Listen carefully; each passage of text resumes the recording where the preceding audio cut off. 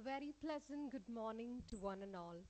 It gives me immense pleasure to welcome you all to the National Technology Day Celebration 2026. Every year, the 11th of May is observed as National Technology Day to commemorate the achievements of our scientists, engineers, and innovators. This day serves as a powerful reminder of how technological advancements drive our nation's progress and strengthen our self reliance in a rapidly evolving global landscape. Today, we pause to celebrate the brilliant minds shaping our future. Today, we're extremely honored to have with us Dr. K.G. Srijalakshmi, professor in the Department of Chemistry and principal investigator at the Space Biology Lab, Indian Institute of Space Sciences and Technology. Dr. Anish T.S., associate professor at the School of Public Health, Kerala University of Health Sciences, and nodal officer Kerala for the One Health Center for Nipah Research and Resilience. They're joined on the desk by Sri Renji Vichako, Scientist G, and Group Head, Power Electronics Group, C-DAC Thiruvananthapuram. To begin this auspicious occasion, let us invoke divine blessings. I now invite Ms. Archana from the Power Electronics Group to lead us in the prayer song.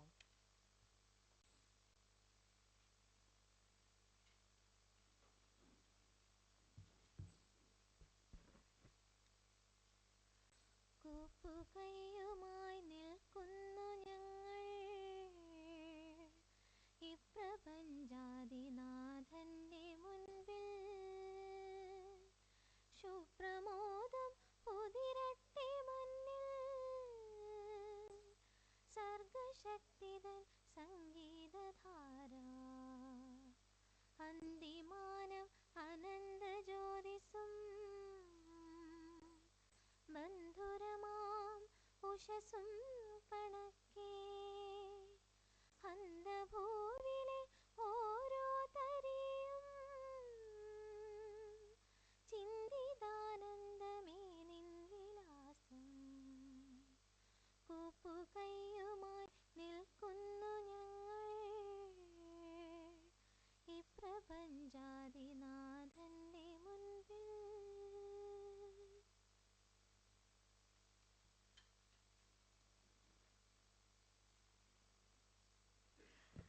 Thank you, Archana, for that soulful rendition. To officially welcome the gathering, I now request Dr. Santosh S., Chairman, National Technology Day Committee 2026, to deliver the welcome address. So, please.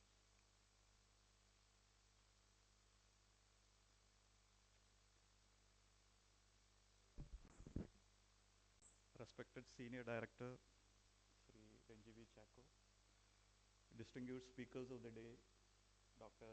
Srijalakshmi, Dr. Anish T.S., group heads, session heads, colleagues, school students, parents, and dear friends, good morning to all. It is indeed a great honor and privilege to welcome you all for the celebration of the National Technology Day 2026 organized by Cdac Thiruvananthapuram. Today is the 28th National Technology Day celebration in our country. This day commemorates successful series of nuclear tests conducted at Pokhran known as the Operation Shakti, that was in the year 1998. And the first inaugural celebration of the event was held in 1999. National Technology Day celebrates India's journey towards self-reliance in science and technology. And this day honors remarkable achievements across defense, space, nuclear energy, and information technology. National Technology Day is also celebrated every year to acknowledge the contributions of Indian scientists, engineers, and technologists, and define the theme, highlighting current scientific topics and progress in science and technology. So this year theme for National Technology Day is Responsible Innovation for Inclusive Growth. Now we are honored to have with us our Senior Director, Sri Renji Vichako, is the Group Head of Power Electronics Group, who will be giving the presidential address to this function. His leadership motivates innovation and excellence in technology in our organization. On behalf of National Technology Day Committee and myself, I extend a warm welcome to Sri Renji Vichako to the National Technology Day. Welcome. We are deeply honored to have with us two eminent and distinguished keynote speakers with us today, Dr. K.J. Srijalakshmi and Dr. Anish T.S., who have kindly accepted our invitation and joined us to share their knowledge and expertise based on their experience in the field of science and technology. Dr. K.J. Srijalakshmi is a professor in the Department of Chemistry and the principal investigator at the Space Biology Lab, Indian Institute of Space Science and Technology, IAST. On behalf of National Technology Day Committee and myself, I extend a warm welcome to Dr. K.J. Srijalakshmi to this function. Welcome, ma'am. Dr. Anish T.S. is an associate professor at School of Public Health, Kerala University of Health Science, and is a nodal officer, Kerala of One Health Center for Nipah Research and Resilience. Sir is a very famous figure, very popular during the COVID times. On behalf of National Technology Day Committee and my behalf, I extend a warm welcome to Dr. Anish T.S. to this function. As part of the National Technology Day celebration, we have conducted technology presentation competition for C-DAC students, including the MTech students also. And also we have conducted quiz competition for school students with two categories. That is the middle school category of class 6 and 7 and high school of class 8, 9 and 10. And these competitions were held at the summer camp, which is conducted at the State Public Library, Trivandrum. And some of these students and most of these students with their parents have assembled here. And on behalf of National Technology Day Committee and my behalf, I extend a warm welcome to the judging panel, members of the presentation competition, Dr. Sudhila Mani, Dr. Parameshwaran Nambudiri, Dr. Seena Francis, and all those who have participated in the presentation competition to this function. On behalf of National Technology Day Committee and my behalf, I extend a warm welcome to all the school students and parents who have participated in the function. And then after this function, we'll be distributing the prizes to the winners also.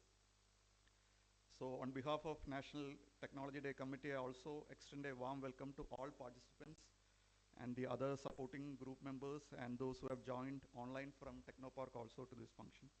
Thank you and wishing you a wonderful session. Thank you.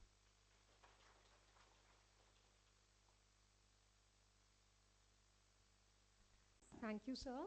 Next, I invite Sri Ranjivi Chako, Scientist G and Group Head, Power Electronics Group, to kindly deliver the presidential address.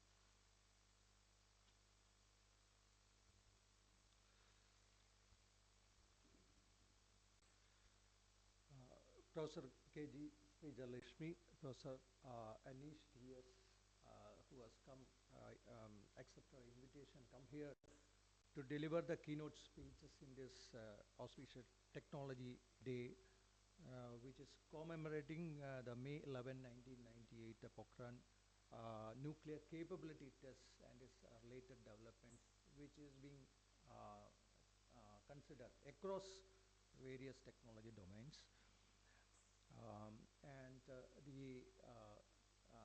The students, kids, and the family members who has come over this for this function and was involved in the competitions related to technologies and other science-related things, who are interested, who are the future for this our country, who is aspiring for the leadership in technology in the rail domain. And also our fellow members in C-DAC, or most of the members here. I have a very good morning to all. As this day we celebrate the National Technology Day, especially for C-DAC, there is no need to explain what is technology because it is in our everyday life. We are doing technology in across various domains, may not be covering entirely, but at least in electronics domain and IT domain, which is a premier organization under the Ministry of Electronics and Information Technology, taking up the basic technology developments across the domains at the maybe state-of-the-art technology developments. So we have a very good pool of experts and innovators available, and that way we are very much fortunate to lead the national level technologies and all the support members, and we wish that our endeavors that we are currently taking up, but that we are planning for the future, let the two very good words that is it is primarily to the 2026 this year's theme, that is responsible innovation and inclusive growth. That responsible innovation, which is a process that takes the wider impact of research and innovation take into account, so that it aims to ensure that unintended negative impacts are avoided, so that the barriers to dissemination, adoption, and diffusion of research and innovation are reduced, and that the positive societal and economic benefits of the research and innovations are fully realized. So the wherever negative impacts that we forecast and take into account at the beginning itself, so that the negative impacts which will reduce the proliferation of the technology developments into the society will not be affected, so that the positive impact or the positive outreach to the society will be taken the leadership. And the inclusive growth, of course, we know what we are doing should go to the every part of the society, especially the marginal. So when especially when we do developments as the senior members, every time since we are under the ministry, we are doing development under the ministry, every time we are giving reports to the higher ups, that they are getting information to give the feedback. What is the societal impact? What is the impact of the technology for the marginal, especially under the tribal community, especially under the northeastern regions or other regions? What is the impact of the technology that you are doing, that we or women, the children, and all across? We have to give reports that how our technology developments are impacting entire spectrum. So we know where to maybe at times we may not be concentrating much because we will be developing technology in a project basis, which is having some deliverables. But where this actually going, whether we are addressing the needs of the common people, especially in the medical domain, whether we are able to do, and the common things that we are, the common man, what is the day-to-day requirement, the technology impact, the day-to-day requirements of the common man, whether we are able to contribute to that level. And of course, the other needs are there, the national security is there, and other basic innovation requirements are there. So whether we are addressing all these factors across the domain, that we have to see whether we are addressing the inclusive growth and whether we are doing the responsible innovations. These two aspects we have to retrospect into each and every the day activity that we are doing in our technology developments. And I think we in general we are very strong in science. I think when it comes to technology, that is when it gets the science applied into our day-to-day life, or when it requires something to be developed which can be useful to the society or our activity, that's the word technology comes into the practical application of the scientific innovations into practical requirement, that technology comes into picture. So where we are in the technology domain. So currently, even though we are considered as a national center of excellence, especially I'm talking on behalf of our real experience. So currently we are taking the ingredients from multiple, whatever available ingredients, and make a system. So where our strength is making the system that we are concentrating. C-DAC as a whole is concentrating on application-oriented research and development for the system developments in various domains. So where we are lacking little bit or in heavily is how to create this technology of these ingredients. That means the technology of the equipments that we are doing in our day-to-day technology developments, and the technology of the subsystems or the components that we are taking, and the technology like the material technology, etc., where we are lacking much. But on the system technology, I think we are very strong, and making any system requirements needed for the future or the current requirements, we are very strong. I think our concentration a little bit it is going into deeper with national level programs like India semiconductor mission, especially in the electronics domain. These things are lacking. Maybe in other domains like civil engineering or medical, even in the health, the especially on the materials requirements on the medical treatments or other things.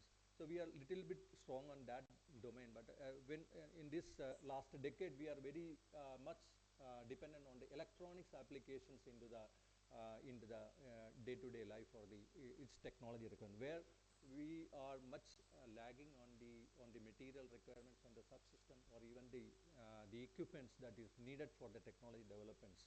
So we are depending heavily on others, and the National Semiconductor Mission Plan and other similar mission programs are being created, and to strengthen those basic requirements, the ingredients required to make systems, so that will give a sustainable development or sustainable technology requirements, which is required for the long term, the application of the technology for them. So that is where we need to concentrate. And also on this day, I really appreciate the students, the members who has participated in the competitions and the organization for arranging this the functions and the other competitions the across the various society. So we are also trying to give the opportunities to students to take in internship or like faculty members to come and do internship in our very limited, but of course also we have 2 academic programs, that is masters in VLSI embedded system and cyber security, which gives our responsibility to take our expertise into the other level of the community or the students and other wherever it is required, rather than concentrating on developing technology. We have to disseminate our technologies to the other society. So I'm not taking much time, because we 2 very good speech will be waiting for us. So I appreciating all the efforts that various programs conducted, and also I'm taking this opportunity to congratulate all the winners of the competition, and all best wishes on this auspicious day. Thank you very much.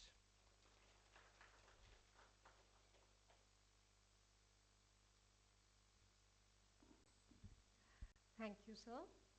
We now move on to our first keynote session. It is my pleasure to invite Dr. K.G. Srijalakshmi, Professor in the Department of Chemistry and the Principal Investigator at the Space Biology Lab, Indian Institute of Space Science and Technology.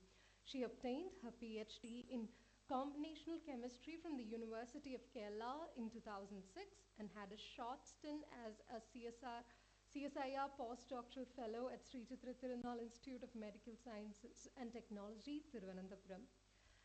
As one among the founding faculty members of IAST, joining the institute on its very first day in 2007, she got the unique privilege of being mentored and guided by the luminaries and visionaries of the Indian space program. Her thrust area of research is molecular engineering, which is put into action for the combinational design and synthesis of smart and functional materials for space applications, drug discovery, and development. Currently, her research group is developing microgravity biology payload to fly in the developmental flight of Indian human space mission Gaganyaan, and another biology payload recently flew to the ISS as part of the Axiom 4 mission, which was an ISRO-NASA joint mission to the International Space Station. Her research group has contributed to 96 research articles and conference papers, and there are 5 patents to her credit. Currently, 6 research scholars are pursuing PhD under her mentorship in the areas of smart materials and bioastronautics. She is a member of several national and international professional bodies, including ACS, ISNM, MRSI, IEEE SPSI ASPB. Ma'am, we request you to kindly address the gathering.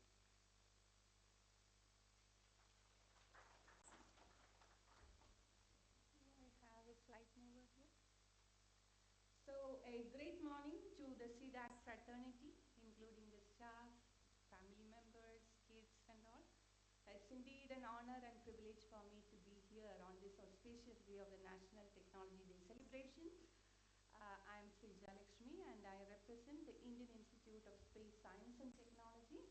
And we are an unique institute. We are located in Trivandrum itself, and we are now part of one of the consortia that 8 of the national institutes in Trivandrum is being part of, and C-DAC and ISC also share that common platform. So let us go directly to the talk of the day.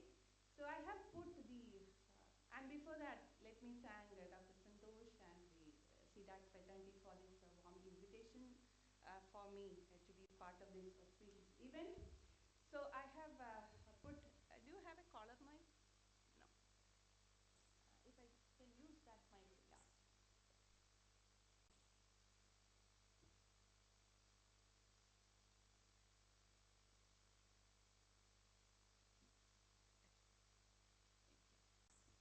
Hope I'm audible.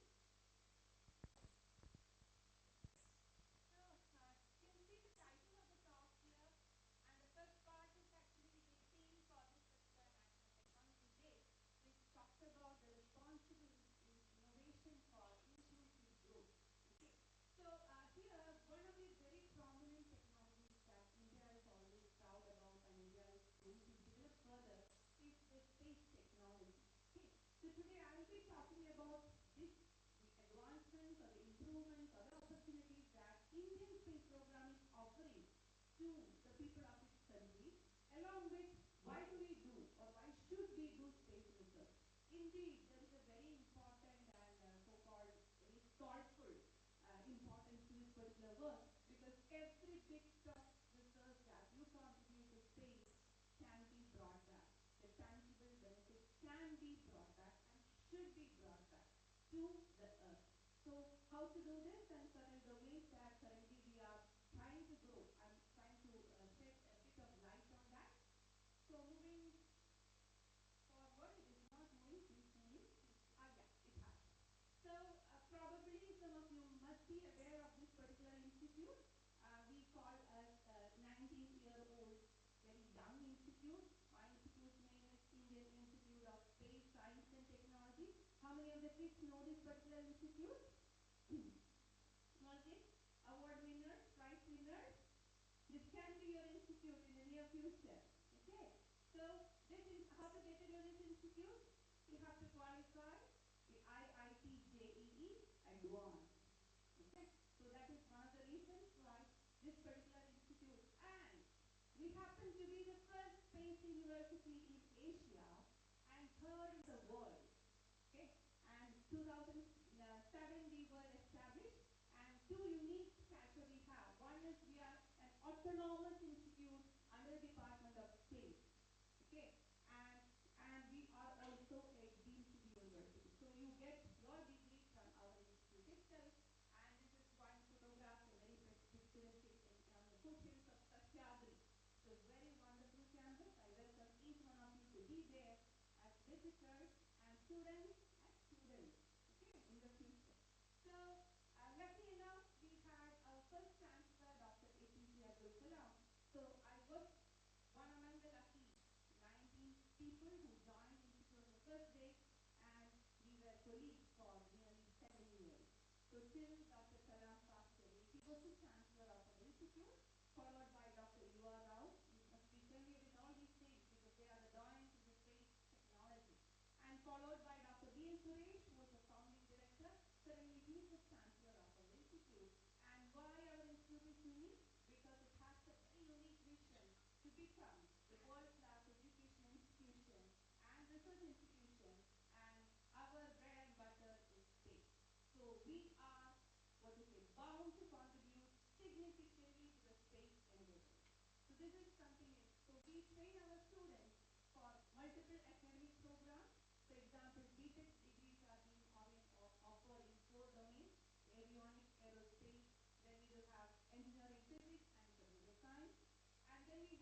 bachelor's program, MPhil programs, and MS programs. 17 of them are available. Please do visit our website if you are interested in knowing about Institute. We do offer PhD programs. Currently, around 300, 400 students are there as PhD scholars. Postdoctoral programs we do offer, and most importantly, we do have a very unique incubation center which focuses on space technology. So we call it as STIIT, Space Technology Innovation Incubation Center, where currently we have located 18 startups, deep tech startups, which are contributing to various sectors of space. So this is about our institute. You are welcome to visit our institute. Then moving ahead further, just a delay, maybe this is interacting with my screen. Is it moving or I'm pressing it but nothing? Maybe I have to make it faster. Yes, so we teach something which is relevant to space as well as we also celebrate space. So typically today is the National Technology Day, this particular theme. These are the focus areas, and of course AI, deep tech research, digital infrastructure, all these domains definitely CDAC is contributing a lot. And along with the space technology or along with space programs, definitely there is a huge opportunity for us to grow together. So essentially, the fostering of equitable development across various sectors in India is the theme for the National Technology Day. Okay. So coming to space programs, definitely these are the milestones that we already achieved. So we can talk about space as an unifying factor. Even though I talk about Indian space, space research is something very collaborative in nature. Okay. So this along starting with the first rocket launch to the current, the recent Axiom 4 mission, which was again a joint mission, or maybe the Artemis mission, which was mission 2, which was accomplished by other space agencies, we actually celebrate space. And this was one of the very important celebrations that we at ISC, especially I was really, really happy about. And if you can see the pointer, there is one guy sitting over there and smiling. So the quiz winners, can you identify the person? There are students who won the quiz, right? Can you identify the person there? Axiom 4 mission. Somebody is smiling over here. Yes, of course. It is Group Captain Shubhanshu Shukla, the first Indian to travel to the International Space Station. Okay? So this guy actually had the opportunity to go to the International Space Station, spend 18 days over there under what we call as the microgravity condition, weightlessness. Okay? And along with him, he took 7 experiments, which are from the Indian soil. So 7 experiments, and one among those experiments was from our small Indian Institute of Space Science and Technology, and I happen to be the principal investigator for that particular project. Okay, that project actually took biological samples, seeds from Earth to space, and we brought it back, and we are now studying the changes that have come after the seeds being exposed to microgravity. So there is something very unique for life when you take it to microgravity that happens, and we are trying to learn the impact of space on living organisms through a domain called space biology. Okay, so I will talk about these domains in the upcoming slides. So typically, why do we try this hard to achieve something in space? Because there is a unique opportunity to become self-reliant, developing indigenous technologies. This sir was now talking about certain indigenous technologies that we have developed, right? And this will also foster what we call as innovation, and definitely inclusive growth also will come along with that. So we are trying for that particular thing, and for that, yes, let us go towards the 2 important announcements that happened. Again, most of the students, most of our countrymen will be knowing about it. And Indian space program has opened a new chapter by the announcement of something called a human spaceflight program.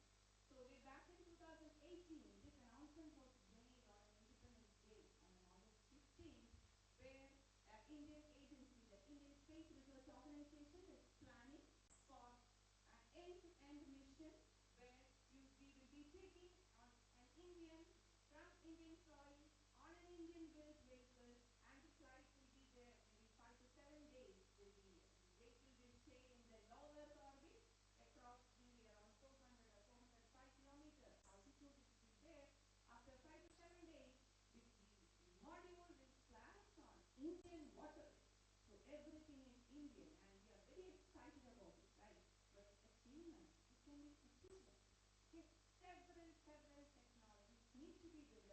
indigenous technologies to be there. Otherwise, no. If somebody is not liking another person, he or she may stop giving us the resources. The whole program needs to be stopped, right? So that should not be allowed. That should not be allowed. We have to develop indigenous technologies to initiate sustainable programs. This is something very important. I'm telling many of the students are there. That is what I'm telling. So for this particular thing, the system it has to support through survival in space. Okay. So supporting life in space is a completely new domain. You know, the most complicated machine that ever has been made. What is it? Human system. And we call space as a challenging environment, right? And the space is also a very complex environment. And the device or the vehicle that is taking this particular anything to space is also complex. So we are adding complexity over complexity, multiple complexities in one go. So that brings the ultimate challenge in human space program for which we need supporting technology. Okay, that is achieved through something called a big domain emerged in India. That domain is called bioastronautics. Okay, study and support of life in space. That is what is called bioastronautics. Luckily for us, every domain of science, technology, humanities, or whatever you call it, it can be tuned to make a contribution to bioastronautics. Okay, so as an awareness program, as an outreach program, I usually travel across and then talk to students about this upcoming areas. Okay, so this is very, very important. And of course, you must be knowing by now that India has already taken its crew, human crew, Gagan Yatris, Vyom Yatris, we don't know what they are going to be called. Anyhow, they are going to be space travelers. We have how many astronauts as of now? I'm sorry, I'm a teacher, that's a problem. I may ask something. Okay, so we do have 4 astronauts. All are Indian fighter pilots. Okay, I will show all of them in all the photographs later. So they were trained at multiple centers, Russia, then Indian Air Force. Here we have Institute of Aerospace Medicine in Bangalore. There they were tried. Astronaut training facility has been established by ISRO in Bangalore. That is also one place where they were trained. NASA, they were trained for a long time, and even in SpaceX, they were they have got some training. So this all training programs are coordinated by the Human Space Flight Center of ISRO, which is located in Bangalore, and they have the mandate of supplying or maybe continuing the research which will support the sustained human spaceflight activities. Okay, so this is one area where our HSFC is looking at. So you can see lot of puzzle blocks there. So to build it into something tangible, you need cooperation, right? So each block is a domain in itself. So you need multiple expertise, multiple domain experts to contribute this particular program. So we welcome all of you to become part of this particular program, especially the Human Spaceflight Program of India. So you can see this person, you remember, historic? Our first astronaut from India, Rakesh Sharma. He was the hero of our generation. Okay, maybe the next hero is already born. Shubhanshu is already there. We call him as Shuks. Okay, Shuks is the call name for this, but our Shubhanshu. Yeah. So we are talking one more announcement. Now one announcement I have already shown. It is the Gaganyaan announcement, the human space flight from the country. Another announcement. It is these all pictures are hinting towards that. Can anybody identify what I am going to tell about? Yes? Space station, wonderful. Which space station we are going to have? Yes, you are right. Yes, sir, please. Yeah, it is actually BAS, Bharatiya Antariksh Station, our Indian space station. So we are going to make a station, we are going to sustain a station, we are going to provide wonderful opportunity to the fellow citizens of the country to perform experiments in space. Wonderful, right? So 2028, the first module of so-called Bharatiya Antariksh Station will fly, 2028. Only 2 years. When the master students are going to complete your program, yes, we have the first flight. And by 2035, how many years from now? How many years? 2035. Approximately 9 years. Can you locate yourself after 9 years? Where will you people be? Youngsters. Again, I'm focusing at youngsters. You will be at your prime age, no? You can contribute. So think about and plan for what you can contribute to the Indian space station. It is going to be a 5-module space station at present. So around 105 or 106 meter cube of habitable space will be there, and to make a space into a habitable space in space. Wonderful challenge. Okay, so you can be part of solving that challenge. So these are something very, very important, and this is the one currently we also had an opportunity to do our experiment. And most important thing, this is one sentence I always like. These space stations are objects. Of course, they are man-made objects, right? And the International Space Station still remains to be the highest complicated engineering marvel ever humans have made. Okay, we are the biggest marvel that, fortunately, we didn't make it. But the next marvel is the human space station, which is the International Space Station. It's objects of great power, of course. If you have something, no, you own it. You have that power. Social relations, of course, we build relations, and cooperations. This is something that we really saw in the NASA, joint ISRO-NASA project. So this is the next. So we have the Gaganyaan program, we have the Bharati Antariksh Station. Both are landmark announcements and wonderful opportunity for our people to contribute to space. Okay, so let us assume that we achieved this program.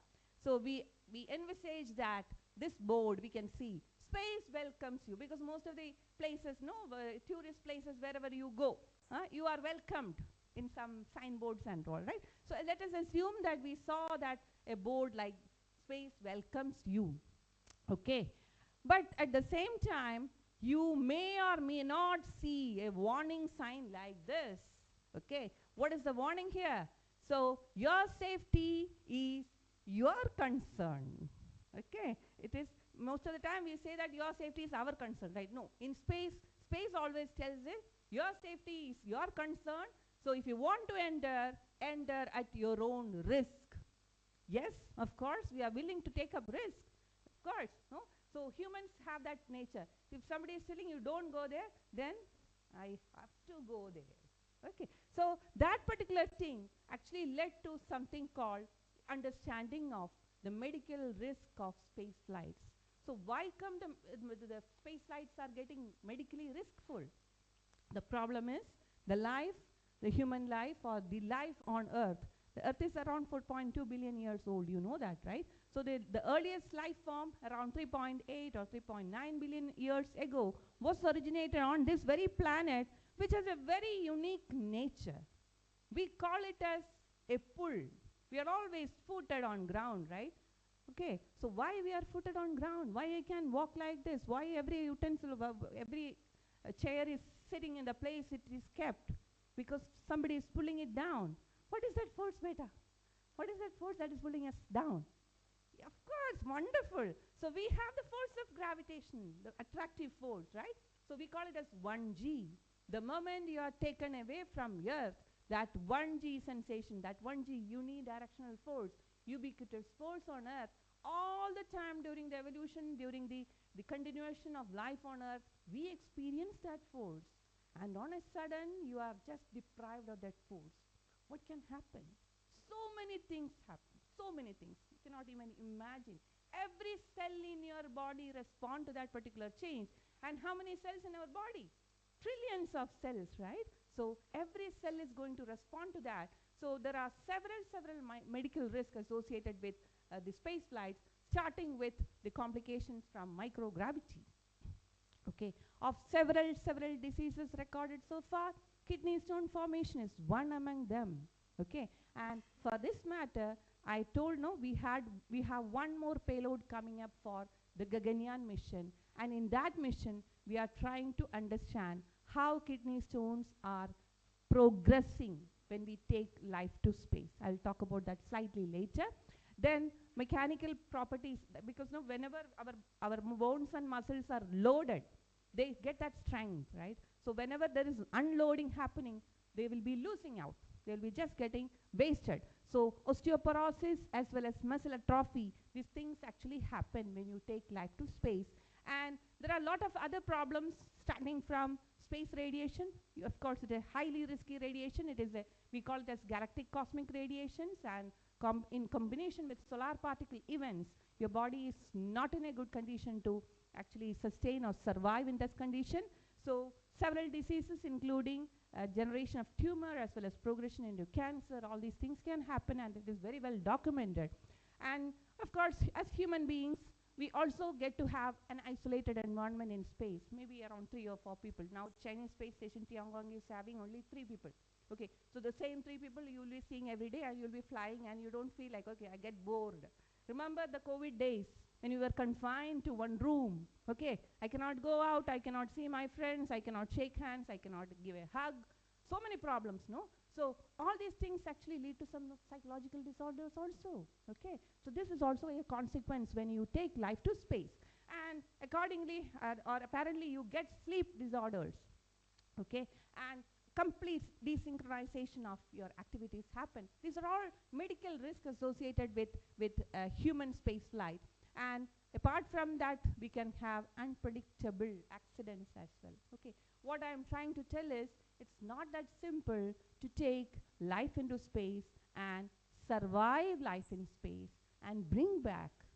Okay, so you must have seen a very recent movie, Hail Mary Project Hail Mary. You saw that, right? Okay, so it is talking about life in space. Okay, and in that movie we saw 2 different life forms. One is like us, the man, the astronaut, who is a carbon-based life. Another life form, did you see that movie? No. Students, you just go and see the movie. Okay, there's one book also. Okay, you can read it and you can see that. So the thing is, the carbon-based life form, whatever we are having on Earth, actually it survives on aqueous conditions. When you are taking it to space, it may be a different condition, and you need to build an artificial habitat. So that habitat is the space module, and that is what I was talking about, the Bharati Antarik Station. So every module has to accommodate for the needs, the basic needs: air, water, food, everything what you want to survive your life in space has to be taken from Earth only at present. Okay, you can grow it later. So we are trying to grow something in space as well. Yes, of course, lot of excitements, but I also told you the challenges when you take life to space. So challenges means, should we stop there? No. Challenges means there is something there which is most important. Wherever you find something challenging, you have to understand that we do have an opportunity there, or multiple opportunities there. So every challenge gives you one opportunity. And here with these 2 programs, what I was trying to tell is that ISRO, that is Indian Space Research Organization, has already established few areas, especially with respect to space transportation. The rockets, the launchers, all these things have been developed. They have the capability. So, and satellite systems, we do get a lot of informations, and every telecommunication system nowadays is dependent on these satellite systems, right? And then applications. Okay, you use much of the data from space to forecast something, to manage disasters, this, that, and that. All done. What about the next era? We are talking about a human space era. Okay, in that era, starting from the redesign of this launch vehicle to suit what you call as the human ratings. Okay, so when you have to take life into space, the life has to be safe and secured, and it has to be brought back in its own way. They are bound by ethical guidelines. Okay, so for that matter, human rated platforms need to be developed. Okay, so it's almost there for that. Then astronaut training and facilities. Of course, it has started, but we need multiple centers. It cannot be handled by a single center. It cannot be handled by a single organization. So multiple organizations have to be part of it. So this is the first step. Knowing about an opportunity is the first step, right? That is why I thought of talking to you about these things. Then this is one place where life support technologies. So I need to develop, or we need to develop, a lot of human life support facilities. Where can we use it on Earth? The same life support is being utilized in critical care units, right? So we do have lot of opportunities where you develop systems for Earth and tune it to space, or you develop systems for space and use it for Earth. So for taking to space, no, it requires 2, 3, 4 extra layers of care and precision. Precision is the term, and we need to train ourselves to be precise, not only in the things that we do, in the products or processes that we develop also. It should not simply end up in a publication or a patent. Easier said than done, but we do believe that we will be focusing in that particular direction, of course. Then these are the areas where we can actually, IAC is now focusing: bionic science and engineering, then space life sciences, then interactions between man and machine, the robot-man interactions, or human interactions, I would rather call it as human-machine interactions. Then we are having bioreactor design, of course, space robotics. This is one area actually we want C-DAC to be part of. Okay, we want people to contribute largely towards this space robotics and all these things, because along with our space station, we need to have a robotic arm, and that has to be modulated with lot of inputs and controls. And then we have bioregenerative life support systems. We started working a few on them, that is with respect to planned research. Then health monitoring, again, devices. Okay, health monitoring devices for astronauts. So it has to withstand all the sort of vibrations, all the sort of varying G levels and all. That is how it is different from what we use on Earth. But the technologies can be actually trained and tuned towards that. So these are all the areas where actually we can now start working on, and this is the domain that I was just mentioning about. We call it as bioastronautics, because this is very important. We have till date around 640 or around 620 plus people who have traveled to space. But believe me, the data is also available for most of them. Everything is not available in the public domain, of course. But the thing is, the risk that an individual is facing is very specific to that person. So bioastronautics has to take care about the responses of each individual. So we call it as the domain of personalized care, personalized medicine. The same thing happens in our medical field also these days, right? So genetics is important, then medical conditions, pre-flight conditions are important. Demographics matters, from where the person is. The Caucasian population can have a completely different data from what we have generate or what we generate. And of course the lifestyle variabilities, all these matter. So understanding the health conditions, understanding the responses of Indian population is important. We can have data, we will have data with so many other population. Please do remember understanding it with respect to Indian population. So anything that you propose to the microgravity experiments opportunity with respect to an Indian population is going to be a new proposal only. Why I'm telling? Many a times when you go for defending a proposal, what is new in it? That is a question, right? So everything you are doing for Indian space program with respect to Indian subject is a new proposal. You have to strongly defend for that, okay? So yeah, so why are we more interested in developing these countermeasures? Because we know that there is a big villain sitting over there. It's actually a combination of villains. Okay, I forgot the villain's name in movies these days. Amrish Puri and all happen to be the biggest villains during our younger time. So this space exposome, it's a collective name for the several villains that are going to attack you in space, including the stressors which are imparted by the environment, the hazards of different radiations and the deprival of microgravity conditions, then several targets, biological targets, and health risk associated with the space exposome. It's very, very important to understand and appreciate the response of this particular body or your specific life towards these exposomes. So you have to take care of the lifestyle, microbiome, genetics. So this part really we are interested in looking into when it comes to the bioastronautics. Okay. So yes. So all this, whatever I told about as villains, they are also the innovation drivers. This is the point where we are interested in the changing of human psychology due to isolation, the changing of circadian rhythms due to the changing, our space station every day sees 16 sunrises and 16 sunsets. We see one, right? And do we need more or do we need less? Actually, whatever we are having is the best for us. Okay, but 16 times. Every time you go and sleep, no, every 90 minutes is going to change and show up. So your circadian rhythm actually get affected by that. So countermeasure of this particular thing, so sleep back, so many things are being developed, is already there. Then impact of cosmic rays, solar flares, so all these things, how to protect life, okay, without damage from these conditions is something leading to what we call as innovation drivers in space bioscience and space bioastronautics, you can call it as. So simple examples, these are for our students here. You can see lot of literature on bioastronautics, but most of the literature are from other population. So remember, every research that has already been done on other population, there is always a scope of conducting and identifying our resilience, Indian population's resilience towards these conditions. Definitely you can take it up as projects for your future. We can discuss also.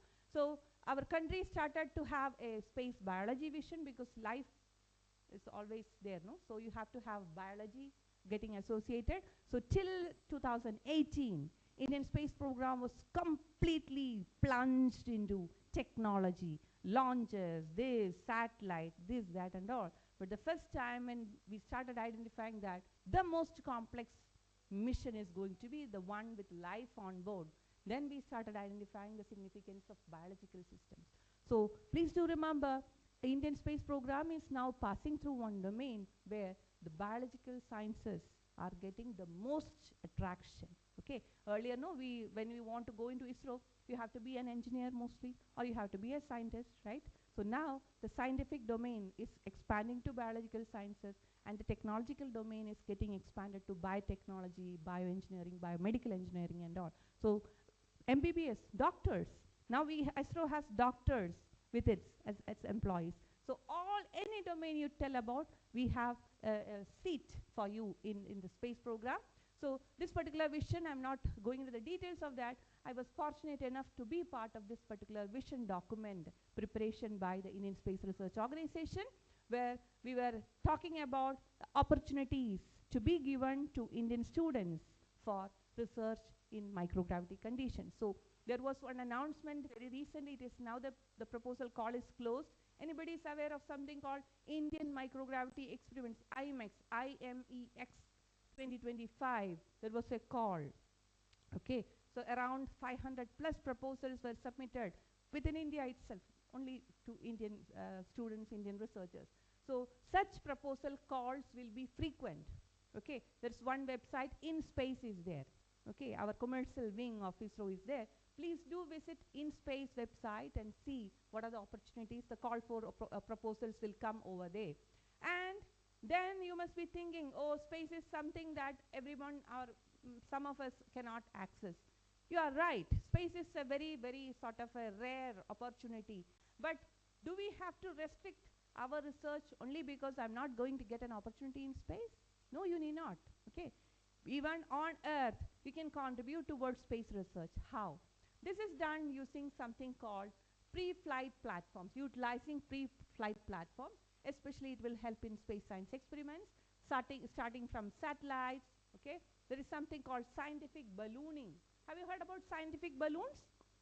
Our IIScs have one facility where we launch balloons up to 38-kilometer altitude, but it is a good indeed altitude for some of the biological experiments. Even such experiments we can plan along with C-DAC because it requires remote control and so many things. Okay, that can be planned. We are also already having some of our experiments. Then we have PS4 platform, the PSLV fourth stage of the rocket. That is a very well-known platform. Then we do have sounding rockets. I think our Trivandrum people definitely will be knowing about sounding rockets. We have the launch every 4th Wednesday from the Tumba Equatorial Rocket Launching Station, TERLS. Okay, so you can see that also. You can book your what to say, site of that particular launch is there. And parabolic flights, of course, if we are there, a lot of users are there, ISRO is also willing to offer you parabolic flights. You know, the high-speed rockets, airplanes, you will be having a 20 seconds of parabola where the microgravities will be retained. So it's sinusoidal, it will go up and down, and you will get microgravity in between. So what I'm trying to tell about is that for contributing to space, there are a lot of options on Earth. Okay, start from Earth, contribute to space, and there are simulators. So drop towers, of course. In India, we do have a drop tower. Anybody is aware of India having a drop tower facility? Drop tower is a microgravity simulator facility. The time duration will be very less. This one, what I have shown is the Bremen one. Okay, Bremen in Germany, we have one facility. Other than that, in India, we do have a facility at the Indian Institute of Technology, Madras, IITM. We do have a facility. It will give you a microgravity, pure microgravity, 10 to the power minus 6G for 2.54 seconds, I guess. But that itself is very important or very significant in conducting many of the physical science experiments. Okay. Then we do have, yes, RPMs. This is a random positioning machine. Okay. Your life is not trying, when you subject a sample, like living sample, to a condition where the vector, gravity vector is never pointing towards the real gravity vector, it starts feeling sort of a disorientation, right? The same thing happens in what you call as the random positioning machine.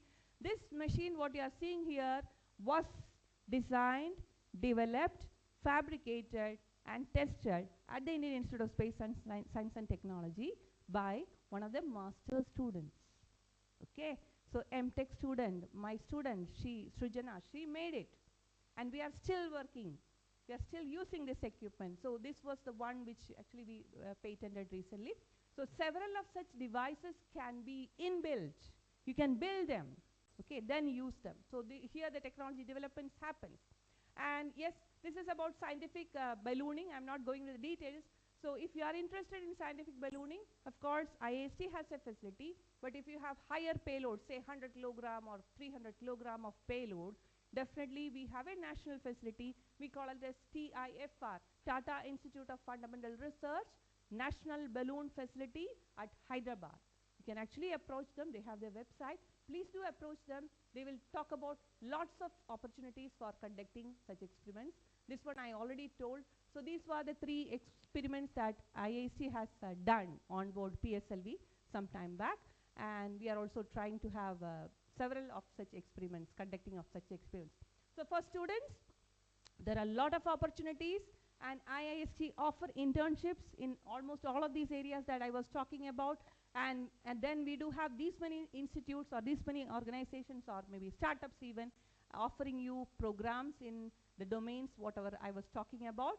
And please do remember, human engineering is one domain that is currently growing up, and every part of your body is such a complicated, such an orchestrated one that if you are trying to damage one, everything will get affected. Okay, so global picture, we have bioastronautics as a domain long back in other countries, but India is just starting it, and these are the institutes with which currently IAC is collaborating with, and I am also a member of the global consortium of bioastronautics. Okay, so there is some 150 institutes are being part of that. I'm a member in that particular consortium. So we are seeking collaborations from these many domains, and these domains definitely many of them can be participation from C-DAC is going to benefit us a lot. So maybe individual scientists or individual groups, if they are interested, I would really welcome you to visit our institute as a group, and we can have discussions with the batches, the teams which are working over there in these domains. Okay, so this is a small division from where I built this domain in our institute. I'm proud to say that. And we actually send CABs to space, chemical and biological systems to space. So CABs to space is a sort of one of our focus. And then there is something called MORE. This is model organism research. So we work on Drosophila, we work on plants. We are trying to evolve with the C. elegans. That is another group we are trying to build now. Then as I told, gravitational biology and testing. hardware support. So we are supported by our own startups in this hardware support launch. And definitely we build various simulators, and ultimately our goal is to contribute to the whatever two programs I was talking about, the human space program, the Gaganyaan program, and the BAS research. So this is again Shooks sitting on the International Space Station. He is sitting in the Columbus module of the International Space Station, if you are aware of the modules. Then these two packets, what you are seeing is the payload from our IIST. So well, this is a wonderful thing to see from space. We had interactions when he was in space. So when you see whatever you integrated in your lab is in another lab in space, it is flying everywhere. The feeling is totally different. I get excited every time I see this photograph. And this is a PR photograph because he is showing it as okay, so it's a PR photograph, and thanks to Peggy for taking this photograph for us. And the resolution of this photograph is amazing. This photograph is captured in a camera from the International Space Station, and the resolution is simply mind-blowing. So such technologies we are yet to build, okay? And these are the simple varieties of seeds that we send. This is the patch of that particular experiment. We were supported largely by the Kerala Agriculture University. The science part of it I'm not talking about. We were trying to understand the impact of Indian-centric, very genuine crop seeds when they are exposed to microgravity condition, not the radiation, only microgravity condition and the radiation conditions inside the module. Okay, and after bringing them back, we could see that wonderfully the species-dependent changes. Not everybody responds similarly. They respond differently. Amazing. Okay, maybe you can come and we can show you the results also. It will be in literature it will be coming up. And a big challenge. This is a huge challenge. Environmental control and life support system for Indian space programs. Okay, suppose I'm confined to this particular volume. Maybe if I consider space station, you can divide this into 10 units, and one unit is going to be the place where you are going to live. Maybe for 4 months, 6 months, if you are lucky enough, or unlucky like our Sunny, Sunita Williams, you'll be stuck there for quite some more time. So whatever time you are supposed to be there, every facility has to be there. So the most important problem is with respect to the waste disposal. In Trivandrum, in Kerala also we face, throughout the world we face the problems with waste disposal, right? So imagine such a place where you have such a very confined thing, and no microbial, pathogenic microbes cannot be there. So big challenge. So this is a huge engineering challenge. Still, we are working on that. Maybe some part here and there has been already established, and we want to have a bioregenerative life support system. Okay, that is one goal. Is several biology payloads getting developed. This is a collaboration with TU Delft, Netherlands, where we are trying to have a plant habitat for space, and several sensors. This is a sensor array that the TU Delft, this is the Prime Minister of, he was the Prime Minister of Netherlands, and so we handed over one of our modules because it's a collaborative program. So bringing the Internet of Things into microgravity platform, again, this is a huge thing. Okay, discovery of medicine in space. You can integrate AI and your ML, everything into the current drug discovery program, right? Everything is important to space. So this is the other payload I was talking about. The fruit flies. Okay, the banana, tomatoes and bananas, whenever you keep them open for quite some time, rotten tomatoes and all, small flies vanirikkum. So we call it as fruit fly, padaicha, kunyicha. Okay, so they are the one among highly prominent genetic organisms of 100 years of legacy. That is something. And more than that, believe me, 6 Nobel Prizes. This small guy. Whoa, wonderful, right? So there is nothing, strange that the first organisms which went to space was fruit flies. And historically, for that reason also, we are also trying to send fruit flies into space in the first Gaganyaan mission. Okay, so this will be the first life form in its complete life form. It will be flying to space. Okay, yes, she will be flying. Okay, so the hardware part, of course, we are experts in biological hardware, and we are supplying them to other institutes also. So essentially these two statements actually motivate me a lot. Tiny flies make big biology happen in space. So from NASA Ames, I have my mentor, Dr. Sharmila Bhattacharya, who is actually the director of the Biomodel Performance Laboratory there. She is actually supporting us with this fly research. And this is also important. Many things that happen to flies in space also happen to humans in space. So this is very, very important. So we can categorize the experiments. I am seeking inputs from C-DAC on these particular type of experiments, where nano satellites or biosciences experiments can be put up in nano satellites or even femto satellites. So that's one more concept we are trying to build up with TU Delft now. So you can actually put in your expertise in bioinformatics or machine learning in this domain.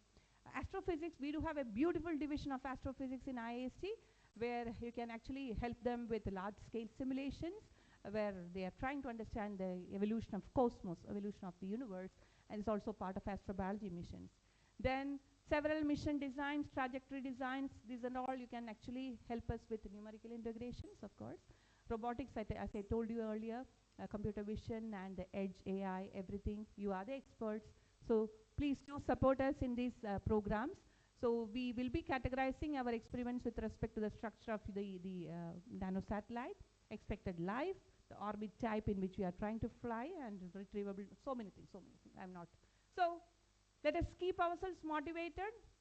I was just trying to tell you that the newer domains are emerging.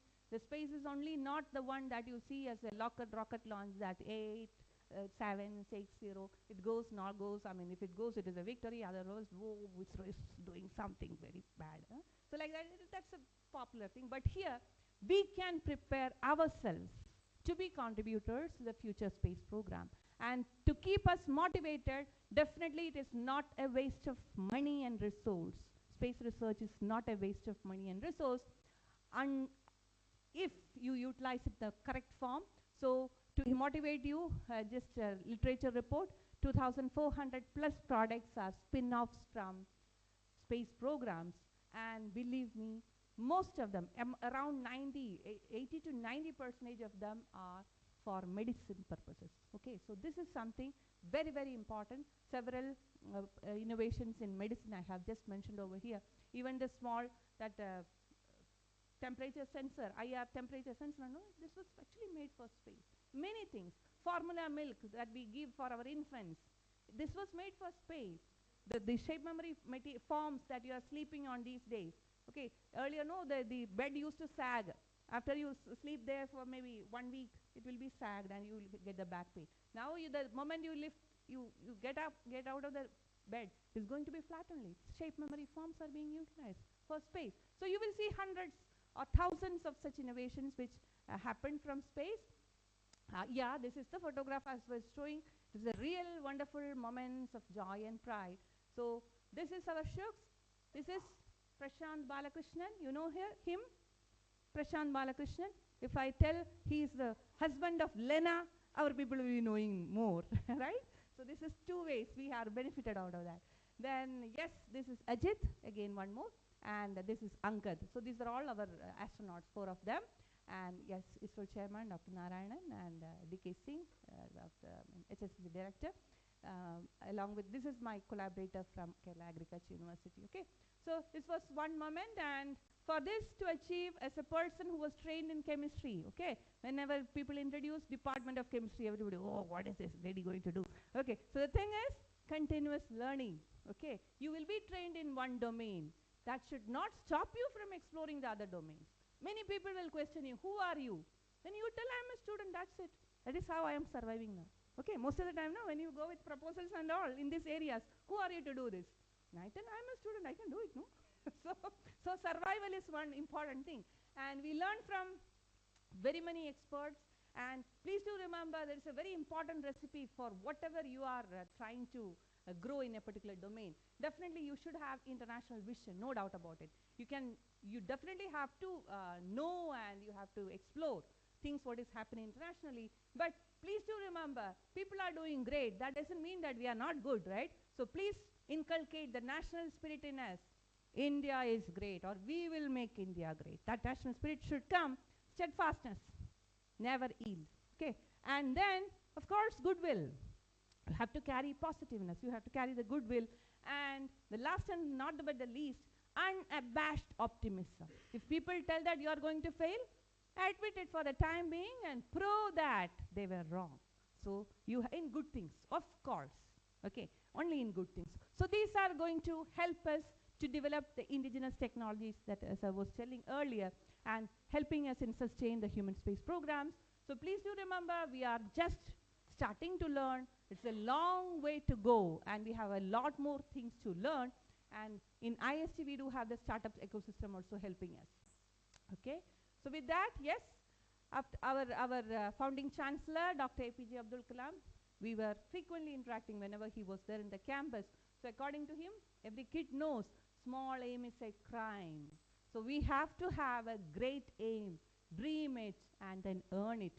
Okay, so as being in IST, lot of opportunities. This is our Rakesh Sharma, the current version of our astronaut, the first astronaut. This is from the launch pad. You can see one of the C-52 mission, I suppose. It's a fully loaded rocket. In another 8-10 hours, this was lifted off. It was a successful mission. Our IST had its InspireSat on that. So this is a launch pad. It's a ceremony. Okay, we have a ceremony like that. Startups.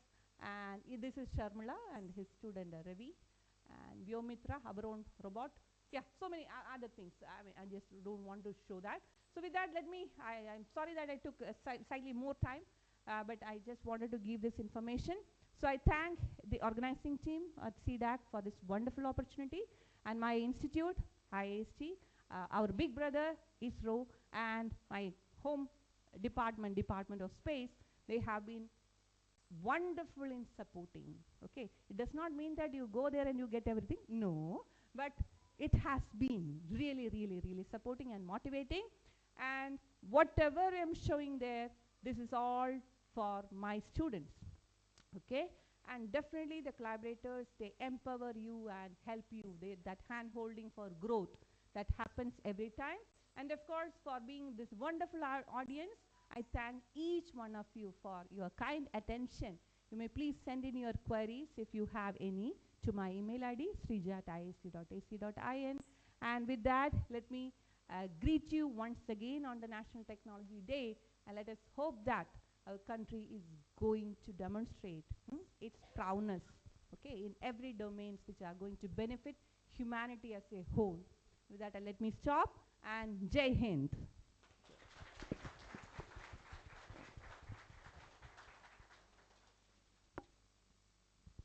Any questions you have? If I'm taking Anish sir's time a lot. Or else I'll be here for after the program, maybe for 10-15 minutes I'll be available. Please do interact with me. Okay, I need support from many of you. I'm a student, you know that, right? So please help me with some tips of new areas. Okay, thank you so much.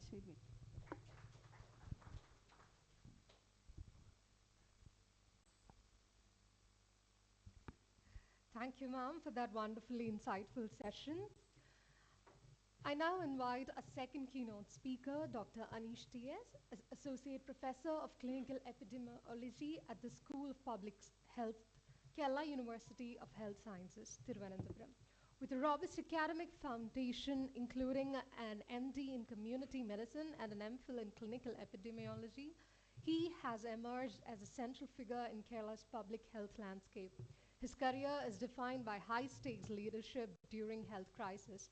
Dr. Anish served as the convener of the COVID-19 expert group advising the state government and is a key member of the state medical board for Nipah. His expertise in disaster management was recently utilized as the team lead for the Wayanad landslide post-disaster need assessment. A prolific researcher with over 100 peer-reviewed publications, his work focuses on pandemic science, infectious disease epidemiology, and mathematical modeling. Currently involved in critical Indian Council of Medical Research and Wellcome Trust projects regarding dengue, Zika, and Nipah, Dr. Anish continues to bridge the gap between complex epidemiological research and actionable health policies. Sir, the stage is yours.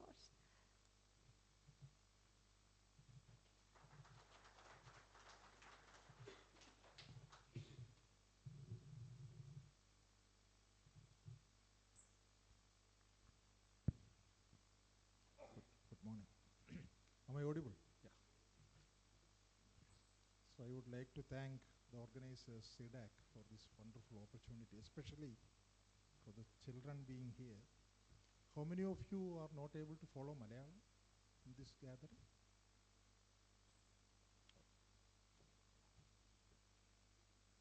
So I will be speaking. I'm not a technological person.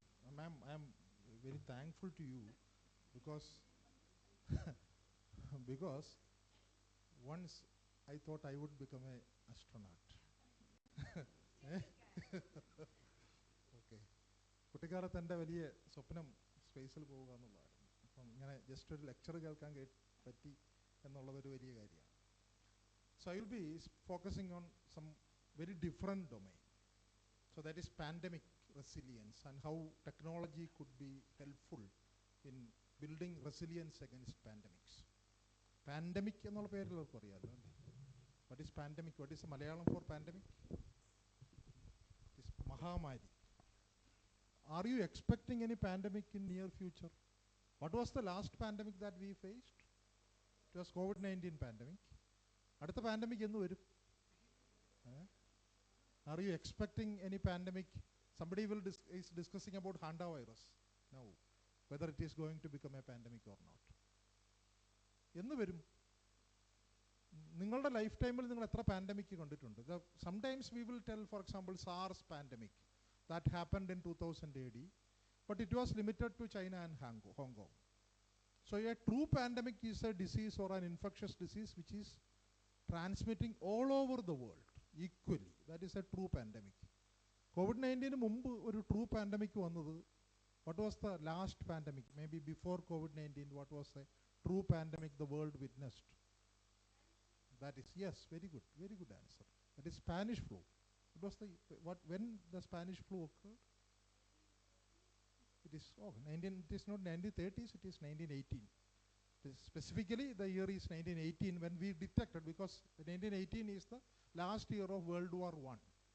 So then we detected that there is a huge outbreak is there other than the war. That was the importance of that year, that is 1918.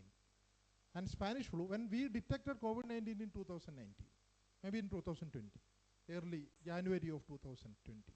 So it took 100 years for another pandemic to emerge. So there is a pertinent question that when the next pandemic, is this going to be 100 years or more than 100 years or less than 100 years? Is it because of some advancement in science, it will take more time, that it will take more than 100 years to have another pandemic? Or is it because of climate change and all other kinds of challenges, the pandemic is going to happen early? What is your opinion? നേരത്തെ വരുമോ താമസിച്ചു വരുമോ? നിങ്ങളുടെ ആഗ്രഹമല്ല, സാധ്യത കൂടുതൽ. സാധ്യത കൂടുതൽ എന്തിനാണ്? നേരത്തെ വരാനാണ് സാധ്യത. Okay, most of the epidemiologists all over the world think that the people who living at this point of time, most of the people living at this point of time will face at least one more pandemic. Children, you may going to face more than one pandemic. The time for the next pandemic will be shorter because of climate change. People are actually traveling from one place to another, so they will be harboring maybe infection to one place of another. Another thing is there is chance of spillovers. Spillovers means organism that is present in a wild animal could be present in a human being. So spillovers can happen in cities. പണ്ട് കാലത്ത് ആൾക്കാർ മൃഗങ്ങളെ കാണുന്നത് നായാട്ടിന് പോകുമ്പോൾ. Okay, നായാട്ടിന് പോകുമ്പോൾ മൃഗങ്ങളെ കാണുന്നതും നിങ്ങൾ സിറ്റിയിൽ മൃഗത്തിനെ കാണുന്നതും വ്യത്യാസമുണ്ട്. നായാട്ടിന് പോകുമ്പോൾ മൃഗങ്ങളെ കാണുമ്പോൾ the transmission may be from one person to another, and that transmission will be located into a small space. But if there is a transmission is happening in a city, then the huge population will be getting exposed to an outbreak. That was really happened in Wuhan. Wuhan was one of the biggest cities of China, and the pandemic happened there. Maybe because of that, it evolved to be a pandemic. Okay, what is the total population in Wuhan? It is somewhere around 2 crores. So that is what is the population of 200? It is 10 lakhs. Okay. So we may face pandemics in maybe in maybe in 10 year, 20 year, whatever, wherever it is going to happen, we do not know, but still we may face pandemics. And at that point of time, the technology is going to help you, or technology is going to help you to prevent the pandemic to develop. So that is the importance of technology. So we are trying to develop some systems in Kerala with the help of C-DAC, and I will just discuss that our idea also along with this study or this talk. So this is the World Health Day theme. ഈ വർഷത്തെ തീമാണ് together for health stand with science അല്ലേ. നമ്മളിപ്പോൾ discuss ചെയ്യുന്നതുമായിട്ട് വളരെ so the people, I am a medical doctor, madam is working in space. അപ്പോൾ ഇത് നമ്മളെല്ലാവരും ഒരുമിച്ച് നിന്നാൽ മാത്രമേ പാൻഡമിക്സിനെ ഫേസ് ചെയ്യാൻ പറ്റുള്ളൂ. Okay, technology is a very very important area where we can prevent pandemic. ഏതാണ് പോസിബിലിറ്റീസ് എന്നുള്ളത് നമുക്ക് വഴിയെ ഡിസ്കസ് ചെയ്യാം. And another problem is stand with science. That is also very important because we have to always get answer from the science. Pandemic വന്നു കഴിഞ്ഞപ്പോൾ എന്ത് പറ്റി? Infodemic എന്ന് പറഞ്ഞാൽ there is another pandemic called infodemic. What is infodemic? The knowledge. It is not the real knowledge, but false knowledge is circulating everywhere. അല്ലേ, നിങ്ങളുടെ വാട്സാപ്പിൽ വരുന്നതൊക്കെ ഇൻഫോഡെമിക്കിൻ്റെ പാർട്ടാണ്. What COVID-19 vaccine did to you? എന്താണ് ആക്ച്വലി COVID-19 വാക്സിൻ ചെയ്തത്? നമ്മൾ നല്ലൊരു ശതമാനം ആൾക്കാർ ഇപ്പോഴും ജീവിച്ചിരിക്കുന്നത് COVID-19 വാക്സിൻ ഉള്ളതുകൊണ്ടാണ്. Okay, still COVID-19 vaccine, COVID-19 is the time where vaccine were developed, especially mRNA vaccines were developed, and mRNA vaccine has a role in personalized medicine. Tomorrow, sometimes you may be treated for your cancer using an mRNA vaccine. Sometimes there will be a lab in a cancer center. When you are going to that hospital with cancer, some cells from your body will be taken and the lab will develop your vaccine. It may not be applicable to another person. That lab will develop a vaccine and it will inject it to your body, and this particular vaccine is going to kill the whole cancer cells in your body. That is the future of an mRNA vaccine. നമ്മുടെ നാട്ടിലാണോ vaccine എന്ന് വെച്ച് കഴിഞ്ഞാൽ vaccine വന്നിട്ട് കഴിഞ്ഞാൽ heart attack ഒന്നും വരും. Okay, അതാണ് നമ്മുടെ വിശ്വാസം. And people all over the world, scientists try to disprove it. There are n number of papers. We won't read any papers. We won't hear from scientists. We are very much confident in our WhatsApp. Okay, WhatsApp പറയുന്നത് എന്താ? COVID-19 vaccine എടുത്തതുകൊണ്ടാണ് ആളുകൾ. Okay, ഈ ഇഡ്ഡലി കഴിച്ചു കഴിഞ്ഞാൽ accident വരുമോ? ഇഡ്ഡലി കഴിച്ചാൽ accident വരുമോ? രാവിലെ എല്ലാവരും ഇഡ്ഡലി കഴിച്ചിട്ടാണ് ഇറങ്ങുന്നതെങ്കിൽ ആക്സിഡൻറ്റ് പറ്റുന്ന കുറച്ച് ആൾക്കാരുടെ വയറ്റിൽ ഇഡ്ഡലിയാണ്. Just like everybody has got vaccinated, some people will dying because of some other reason, maybe because of their lifestyle changes. Sometimes that may be because of some genetic things like familiar hypercholesteremia. ആളുകൾ heart attack ഒന്ന് മരിച്ചു കഴിഞ്ഞാൽ എല്ലാം COVID-19 വാക്സിൻ്റെ തലയിലാണ്. Okay, so that is the type of infodemic is happening. So the second part is also very very important, that stand with science. Okay, so this is the history of major pandemics. I can share you the slides if you want. I'm not going to discuss, but in any time you can have a pandemic. ലോകത്ത് ഒരുപാട് ആദ്യമായിട്ട് വന്ന pandemic അല്ല COVID-19. Okay, ആദ്യമായിട്ട് മനുഷ്യന് അറിയാവുന്ന pandemic black death എന്ന് പറയുന്ന പാൻഡമിക്കാണ്. Which disease is known as black death? Plague pandemic. Now we are fearing that the Handa could be another pandemic. ഹാണ്ടയും പ്ലേഗും തമ്മിലൊരു ബന്ധമുണ്ടല്ലേ? ഇത് രണ്ട് എലി ആണ് ട്രാൻസ്മിറ്റ് ചെയ്യുക. Okay, there are different types of pandemics. COVID-19, if you are just looking at the mortality rate, what is the mortality rate of COVID-19? COVID-19 വന്നിട്ടുള്ള ആളുകളിൽ എത്ര ശതമാനം ആൾക്കാർ മരിച്ചു പോയിട്ടുണ്ട്? Maybe less than 1%. It is somewhere around maybe 5. If you are just adding the indirect effect of COVID, also it is something like 5 per 1,000 maximum. But if you just look at Spanish flu, the mortality rate was somewhere around 5%. That means 50 out of 1,000. If you look at Black Death, the mortality was somewhere around 51%. So the mortality rate has come down. പക്ഷെ എന്ത് പറ്റുന്നു? Impact ഭയങ്കരമായിട്ട് കൂടി അല്ലേ? COVID-19 വന്നപ്പോൾ നമുക്ക് പുറത്തിറങ്ങാൻ പറ്റാണ്ടായി. Madam പറഞ്ഞതുപോലെ എല്ലാ സിസ്റ്റംസും ഷട്ട് ഡൗൺ ആയി. Economic loss of COVID-19 is uncountable. നമുക്ക് COVID-19 അങ്ങ് പ്രിവെൻറ്റ് ചെയ്യാൻ കഴിഞ്ഞിരുന്നെങ്കിലോ? Somewhere technological solution were there to identify the early transmission of that disease which could prevent the COVID-19 itself. അന്ന് ആളുകൾ പറഞ്ഞാൽ എന്തിനാണ് വെറുതെ ഈ റിസർച്ചിനെല്ലാം കൂടെ പൈസ കൊടുക്കുന്നത്? ദാറ്റ് റിസർച്ച്, ആ റിസർച്ചിന് ചിലപ്പോൾ ഒരു 50 കോടി രൂപയാവും. അപ്പോൾ നമ്മൾ പറയാം 50 കോടി രൂപ ഒരാവശ്യമില്ലാത്ത ആളുകളുടെ തിയറി അനുസരിച്ച് ഒരു വട്ടം പറയുകയാണ് ഔട്ട് ബ്രേക്ക് വരും, പാൻഡമിക് വരുമെന്ന് പറഞ്ഞിട്ട് പാൻഡമിക് പ്രിവെൻറ്റ് ചെയ്യാൻ വേണ്ടിയിട്ട് 50 കോടി ചിലവാക്കുന്നു. പാൻഡമിക് വന്നാലോ 50,000 കോടിയിൽ പോലും നിൽക്കില്ല. So the amount of money you are spending in these kinds of things, maybe sending people to space, അല്ലേ, സ്പേസിൽ പോകുന്നത് ഇമ്പോർട്ടൻ്റ് ആണ്. ചിലപ്പം ഭാവിയിൽ നമ്മളൊരു 50 തലമുറ കഴിഞ്ഞ ആൾക്കാർ സ്പേസിലായിരിക്കും ജീവിക്കാൻ പോകുന്നത്. The earth is becoming, the climate change, അതുപോലെയുള്ള ഇഷ്യൂസും ഭൂമിയിൽ ഒരുപാട് കാലം കഴിഞ്ഞ് നമുക്ക് ഭൂമി ഉണ്ടാവില്ല. ഭൂമി വരുന്നതിന് മുമ്പ് തന്നെ, ഭൂമി പോകുന്നതിന് മുമ്പ് കേരളം പോകാനുള്ള സാധ്യതയുണ്ട്. ഓക്കെ, സോ ഇതൊക്കെ വെറുതെ പറയുന്നതല്ല. This can happen. So these kinds of systems that we are just studying now is very, very important to sustain our life maybe in future. Okay, അതുകൊണ്ട് തന്നെ അതിനുവേണ്ടി ചിലവാക്കുന്ന തുക വളരെ കൂടുതലല്ല. ദിസ് ഈസ് എനിക്ക് ഏറ്റവും ഇഷ്ടമുള്ള ഒരു സ്റ്റഡിയും ഒരു പിക്ചറാണ്. അതുകൊണ്ട് ഞാൻ സാധാരണ നടത്തുന്ന എല്ലാ സ്റ്റഡിയിലും ഈ പിക്ചർ കാണും. Okay, this is the different ways, may be the 4 common ways by which the next pandemic can emerge. So these are the 4 things, and these are the places you are seeing in red and yellow are the places, or the risky places from where the next pandemic can emerge. The first picture is a disease which is coming or emerging from a wild animal. Are you familiar of a disease which can emerge from a wild animal which has got tremendous potential to be turned to be a pandemic?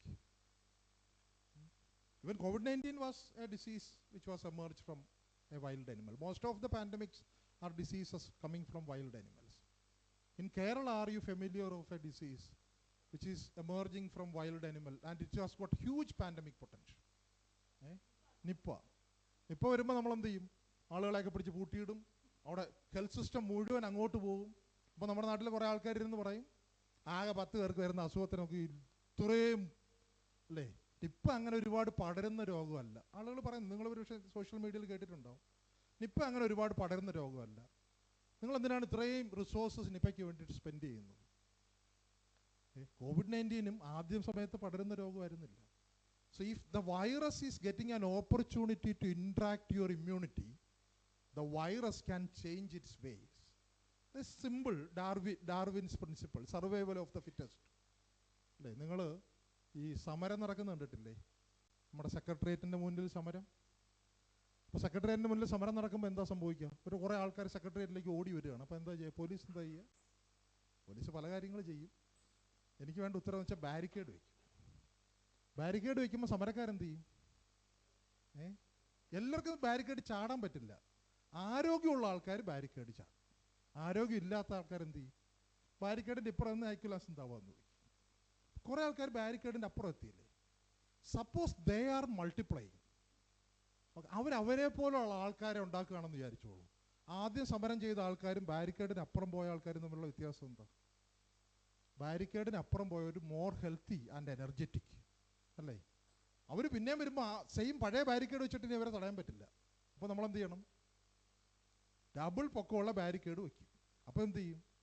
കുറേ ആൾക്കാർ അതും ചാടും. അവർ പിന്നെ multiply ചെയ്യുന്നു. പിന്നെ നിങ്ങൾക്ക് 2 barricade വെച്ചാൽ തടയാൻ പറ്റില്ല. കാരണം 2 ബാരിക്കേഡ് വെച്ച് പരിചയമുള്ള ആൾക്കാരാണ് പിന്നീട് വരുന്നത്. So this is why the viral multiplication is happening in everybody's body. So if you are trying to prevent the virus will emerge. Okay, ഇങ്ങനെ എമേർജ് ചെയ്യാനുള്ള ചാൻസ് ഉണ്ട്. ഇപ്പം നിപ്പ ഒരു പാവപ്പെട്ട വൈറസായിട്ട് ഇപ്പം നിങ്ങൾക്ക് തോന്നും.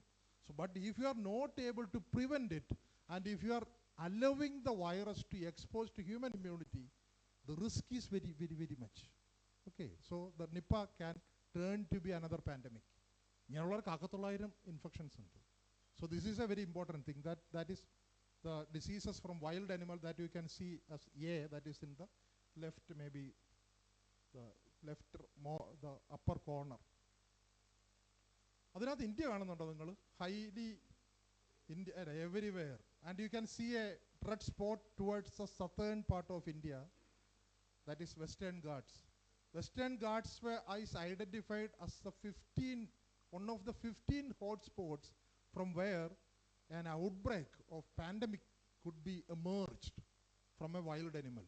So that is the type of wildlife interaction that we have. നിങ്ങൾ ഒരു വൈൽഡ് ലൈഫുമായിട്ട് ഇൻട്രാക്ട് ചെയ്യുന്നുണ്ടോ ജീവിതത്തിൽ എപ്പോഴേലും? Wildlife, wild boar. Okay, wild boar harbour a lot of viruses. ഇപ്പം നമ്മുടെ മുറ്റത്തുണ്ട്. Because of climate change, all these things are there, even in Trivandrum city. Okay, every day you are seeing bats flying over your head. അല്ലേ? എന്തുകൊണ്ടാണ് ഈ ബാറ്റിൽ കിടക്കുന്ന virus നിങ്ങൾക്ക് കിട്ടാത്തത്? At the outbreak season, now we are actually entered the Nipah outbreak season. We have got 10 outbreaks of Nipah from 2018. All the 10 outbreaks happened in 6 months between April to September. Now we have entered the Nipah season.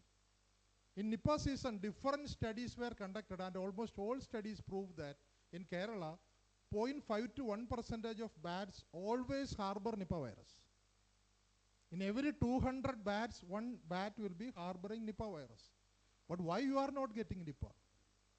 Even though this much animals are infected with Nipah, is flying everywhere, നിങ്ങൾക്ക് എന്താ Nipah വരാത്തത്? ഏറ്റവും പ്രധാനപ്പെട്ട കാരണം എന്താ നമുക്ക് Nipah വരാത്തതിന്? ഏറ്റവും പ്രധാനപ്പെട്ട കാരണം ബാറ്റുകൾ പകൽ ഉറങ്ങുന്നു, നിങ്ങൾ പകൽ ഓടി നടക്കുന്നു. ബാറ്റ് രാത്രിയിൽ ഓടി നടക്കുന്നു, നിങ്ങൾ ആ സമയത്ത് കിടന്നുറങ്ങുന്നു. ഇതാണ് the most important reason. Okay, പക്ഷെ നമ്മളെന്ത് ചെയ്യും? ബാറ്റിനെ പേടിച്ചിട്ട് പകൽ സമയത്ത് ഉറങ്ങിക്കിടക്കുന്ന ബാറ്റിൻ്റെ ചോട്ടി കൊണ്ട് പടക്കം വയ്ക്കും. അപ്പം ബാറ്റ് പറക്കുമ്പോൾ അത് കാഷ്ടിക്കും, നമ്മുടെ തലയിൽ തന്നെ വീഴും. Okay, if you just look at the spaces or places where Nipah outbreaks happened, in every places there is a history of maybe there is some disturbance of bat roost. അപ്പം Nipah prevent ചെയ്യാനുള്ള ഏറ്റവും പ്രധാനപ്പെട്ട ഒരു മാർഗം ബാറ്റിനെ അതിൻ്റെ പണിക്ക് വിടുക എന്നുള്ളതാണ്. അതിൻ്റെ മരം വെട്ടിക്കളയാതിരിക്കുക, അത് മരത്തിൽ ഇരുന്നോട്ടെ. നിങ്ങളുടെ പറമ്പിൽ നിപ്പ ഒരു ബാറ്റ് റൂസ്റ്റ് ഉണ്ടെന്ന് കരുതി ലോകത്താർക്കും നിപ്പ വന്നിട്ടില്ല. അതിനെ വെട്ടിക്കളഞ്ഞാൽ ചിലപ്പോൾ നിങ്ങൾക്ക് വരും. So don't disturb it. That is a very important thing. So the environmental protection is a very important aspect. Okay, നമുക്കത് അറിയില്ല. നമ്മളെന്ത് ചെയ്യുമെന്ന് വെച്ച് കഴിഞ്ഞാൽ നമ്മൾ പേടിച്ച് കഴിയുമ്പോൾ ഒരു പ്രശ്നം എന്ന് വെച്ച് കഴിഞ്ഞാൽ നമ്മൾ റിസ്കി നേച്ചറിലേക്ക് പോകാനുള്ള സാധ്യതയുണ്ട്. So the second picture, that is B, that is the disease that can emerge from domestic animals. So the picture that you are seeing in the left down is antimicrobial resistance. So some of the scientists believe that the next pandemic may be because of antimicrobial resistant pathogens. A bacteria which can become a pandemic. Can a bacteria become pandemic, or virus can only become a pandemic? What was the largest pandemic humans faced? Maybe in terms of the killing power of mortality rate? It is? No, we discussed another pandemic with somewhere around 50% mortality. It is plague. If you just think the killing power, plague was the largest pandemic. അല്ലെ, അന്ന് പക്ഷേ ഭൂമിയിൽ ആൾക്കാർ കുറവായതുകൊണ്ടാണ് number കുറഞ്ഞു പോയത്. അല്ലാന്നുണ്ടെങ്കിൽ ഒരുപാട് കോടിക്കണക്കിന് ആളുകൾ മരിച്ചേനെ because of Black Death. Plague ഒരു വൈറൽ ഡിസീസാണോ ബാക്ടീരിയൽ ഡിസീസാണോ? Plague is a bacterial disease. Plague is not a viral disease. Don't think that the pandemics are because of bacteria. Sorry, virus. A bacteria can also become a pandemic or create a pandemic. നാളെ ഒരു virus കൊണ്ട് pandemic വരുന്നതാണോ അതോ ഒരു bacteria കൊണ്ട് pandemic വരുന്നതാണോ നല്ലത്?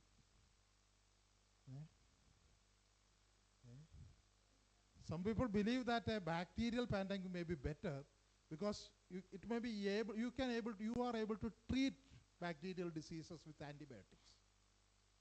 Some people believe that a viral pandemic is better because viruses will respond to vaccines better than bacteria. It is very difficult to find a vaccine against a bacteria, but it's very easy to find a vaccine against a virus because of the mRNA technology and all. അപ്പോൾ ഇത് ഏതായിരിക്കും നല്ലത്? What is AMR? Antimicrobial resistant pathogen?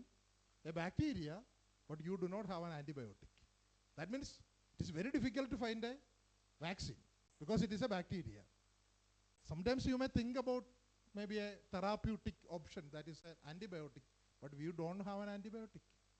So an AMR pathogen, if it is going to be a pandemic, ചില ആൾക്കാർ പറയുന്ന ആ pandemic ഇപ്പം തന്നെ ഉണ്ട് എന്നാണ് അല്ലേ. നമ്മുടെ രാഷ്ട്രീയ നേതാക്കന്മാർ നമുക്ക് വേണ്ടപ്പെട്ട ആൾക്കാരൊക്കെ ആശുപത്രി കിടക്കുമ്പോഴേ കുറച്ചാൾ കഴിയുമ്പോൾ ഒരു പത്രക്കുറിപ്പ് വരും, എന്താണ്, മരുന്നുകളോട് പ്രതികരിക്കുന്നില്ല അല്ലേ.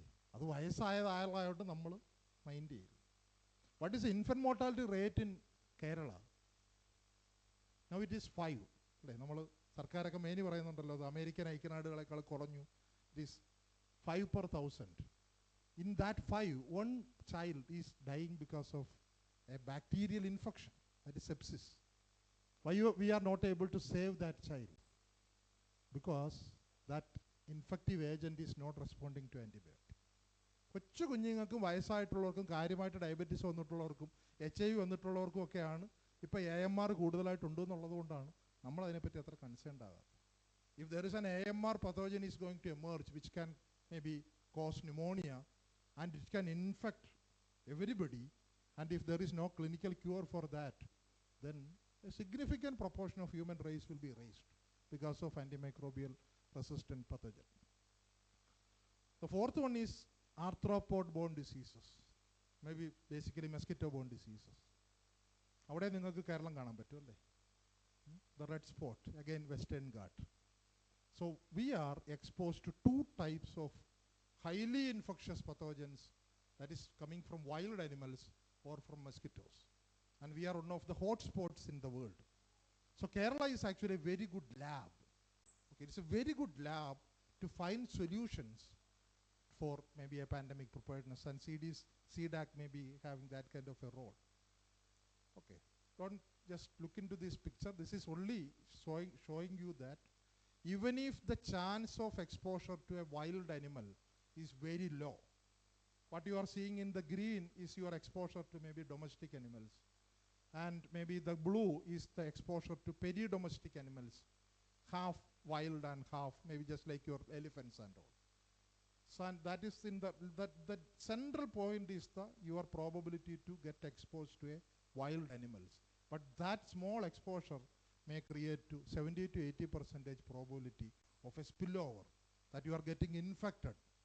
So don't go with wild animal. If there is a monkey, അല്ലേ, നിങ്ങളുടെ വീട്ടിൻ്റെ അടുത്തൊരു മങ്കി ഉണ്ടെന്നുണ്ടെങ്കിൽ അതിനെ പിടിക്കാൻ പോകരുത്. നിങ്ങളുടെ വീട്ടിൻ്റെ അടുത്തൊരു വവ്വാൽ കുഞ്ഞ് താഴെ വന്ന് കിടക്കുകയാണെന്നുണ്ടെങ്കിൽ അതിനടുത്തേക്കേ പോകരുത്. So the chance of spillover will be very high. So this is about climate change. Okay. ഇത് ഞാൻ നേരത്തെ പറഞ്ഞ കാര്യമാണ്. അതായത് COVID-19 കാരണം ഉണ്ടായ ചിലവ് വെച്ച് നോക്കുമ്പോൾ അതിനെ പ്രിവെൻറ്റ് ചെയ്യാൻ വേണ്ടി നിങ്ങൾ കുറച്ച് പൈസ ചിലവാക്കുന്നത് ഒരു ചിലവേ അല്ല എന്ന് WHO പറഞ്ഞ കാര്യമാണ്. ഓക്കെ, അതുകൊണ്ട് whenever you are going for preventive strategies, disease modeling, something kind of things, people will think that why you want to spend this much money on disease modeling? This is your fancy idea. It is not our fancy idea at all. This is the type of reality that we are going to face in future. If you are able to build some systems now, it is going to help you in future. That is a very important thing. Okay, ഇത് നിങ്ങൾക്ക് വായിക്കാൻ പറ്റുന്നതെന്ന് എനിക്കറിയില്ല. This is the 2024 ഈ ഡേറ്റയാണ് ഏറ്റവും അവസാനമുള്ളത്. ഇത് നമ്മുടെ DHS publish ചെയ്യുന്ന നമ്മുടെ നാട്ടിലുള്ള ഇൻഫെക്ഷസ് ഡിസീസസിൻ്റെ ലിസ്റ്റാണ്. So you can just start with dengue, malaria, chickenpox, acute encephalitis syndrome, leptospirosis, okay, hepatitis. Okay, ഈ ഡിസീസ് എല്ലാം നമ്മുടെ നാട്ടിൽ ഇതിൽ ഓൾമോസ്റ്റ് ഒരു സിഗ്നിഫിക്കൻറ്റ് പ്രൊപ്പോർഷൻ ഓഫ് ഡിസീസസ് നമ്മുടെ നാട്ടിൽ വന്നിട്ട് 50 വർഷത്തിൽ താഴെയായിട്ടുള്ളൂ. നിങ്ങൾ ഇന്ന് കേൾക്കുന്ന ഈ വളരെ വലിയ കമ്മ്യൂണിക്കബിൾ ഡിസീസ് ഉണ്ടല്ലോ, അതെല്ലാം തന്നെ നമ്മുടെ നാട്ടിൽ വന്നിട്ട് 50 വർഷത്തിൽ താഴെയായിട്ടുള്ളൂ. കേരളത്തിൽ ആദ്യത്തെ എലിപ്പനി ഡിറ്റക്ട് ചെയ്യുന്നത് 1989 ആണ് to start with. Japanese encephalitis first case detected in 1994. Malaria നമ്മുടെ നാട്ടിൽ വളരെ കൂടുതലായിട്ടുണ്ടായിരുന്നു, പക്ഷെ ഒരു കാലത്ത് മലേറിയ ഇല്ലാണ്ടായി. There was a national malaria eradication program, and one of the Indian states declared that we eradicated indigenous malaria. Indigenous malaria means malaria transmitted from the locality.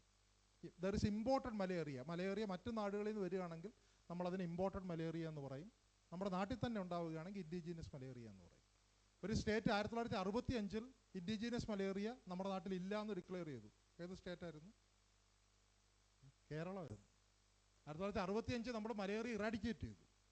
പക്ഷെ ഇപ്പം നോക്കൂ, നിങ്ങളുടെ തൊട്ടപ്പുറത്തൂടെ പോകുന്ന ഗസ്റ്റ് തൊഴിലാളി മലേറിയ പാരസൈറ്റുമായിട്ടായിരിക്കും നടക്കുന്നത്. ഓക്കെ, നമ്മുടെ നാട്ടിൽ തന്നെ ട്രിവാൻഡ്രത്താണ് ഏറ്റവും വലിയ മലേറിയ ഔട്ട് ബ്രേക്ക് അത് കഴിഞ്ഞ് വന്നത്, വലിയതൊരു outbreak 1995. So the diseases are coming. ഞാനതെല്ലാം പറയുന്നില്ല. ഏറ്റവും അവസാനത്തെ പ്രൈമറി അമീബിക് മെനിഞ്ചൈറ്റിസ്, അതാണല്ലോ ഇപ്പോഴത്തെ ഒരു ഹോട്ട് ടോപ്പിക്. 2023 മുതൽ നമ്മുടെ നാട്ടിൽ പ്രൈമറി അമീബിക് മെനിഞ്ചൈറ്റിസ് ഉണ്ട്.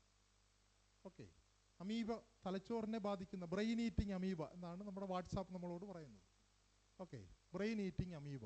എന്തുകൊണ്ടാണ്? What may be there are a lot of theories and hypothesis about the emergence of brain eating amoeba in Kerala. ഇതെങ്ങനെ വരുന്നത്? എന്തുകൊണ്ടാണ് ഇത് കൂടിയോ? ഒന്ന് പണ്ട് നമ്മൾ കണ്ടെത്തിയിരുന്നില്ല. ബിക്കോസ് ഓഫ് അവർ diagnostic abilities we are detecting it, but definitely it has increased in number. What may be the reason for this brain eating amoeba is emerged as a major pathogen affecting your brain? പണ്ടും വെള്ളത്തിൽ ആൾക്കാർ കുളിക്കുമായിരുന്നു, പക്ഷേ ഇപ്പോൾ ആൾക്കാർക്ക് വെള്ളത്തിൽ കുളിക്കാൻ പേടിയാണ്. Sometimes there will be amoeba. What happen to your waters? ഏറ്റവും പ്രധാനപ്പെട്ട ഒരു ഫാക്ടർ എന്ന് വെച്ച് കഴിഞ്ഞാൽ വെള്ളം ചൂടാവുന്നു എന്നുള്ളതാണ്. Okay, if you just look at the cases, the pattern of primary amoebic meningitis, the cases started increasing from March, and by September the cases are coming down. നമ്മുടെ അന്തരീക്ഷ ഊഷ്മാവ് ചൂടായിരിക്കുന്ന സമയത്താണ് അമീബയ്ക്ക് എന്താ പറ്റുക? ഈ amoeba is A thermophilic organism.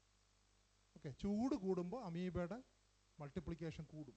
പക്ഷെ അമീബയുടെ predators ഉണ്ട്, അവരുടെ മൾട്ടിപ്ലിക്കേഷൻ കുറയും.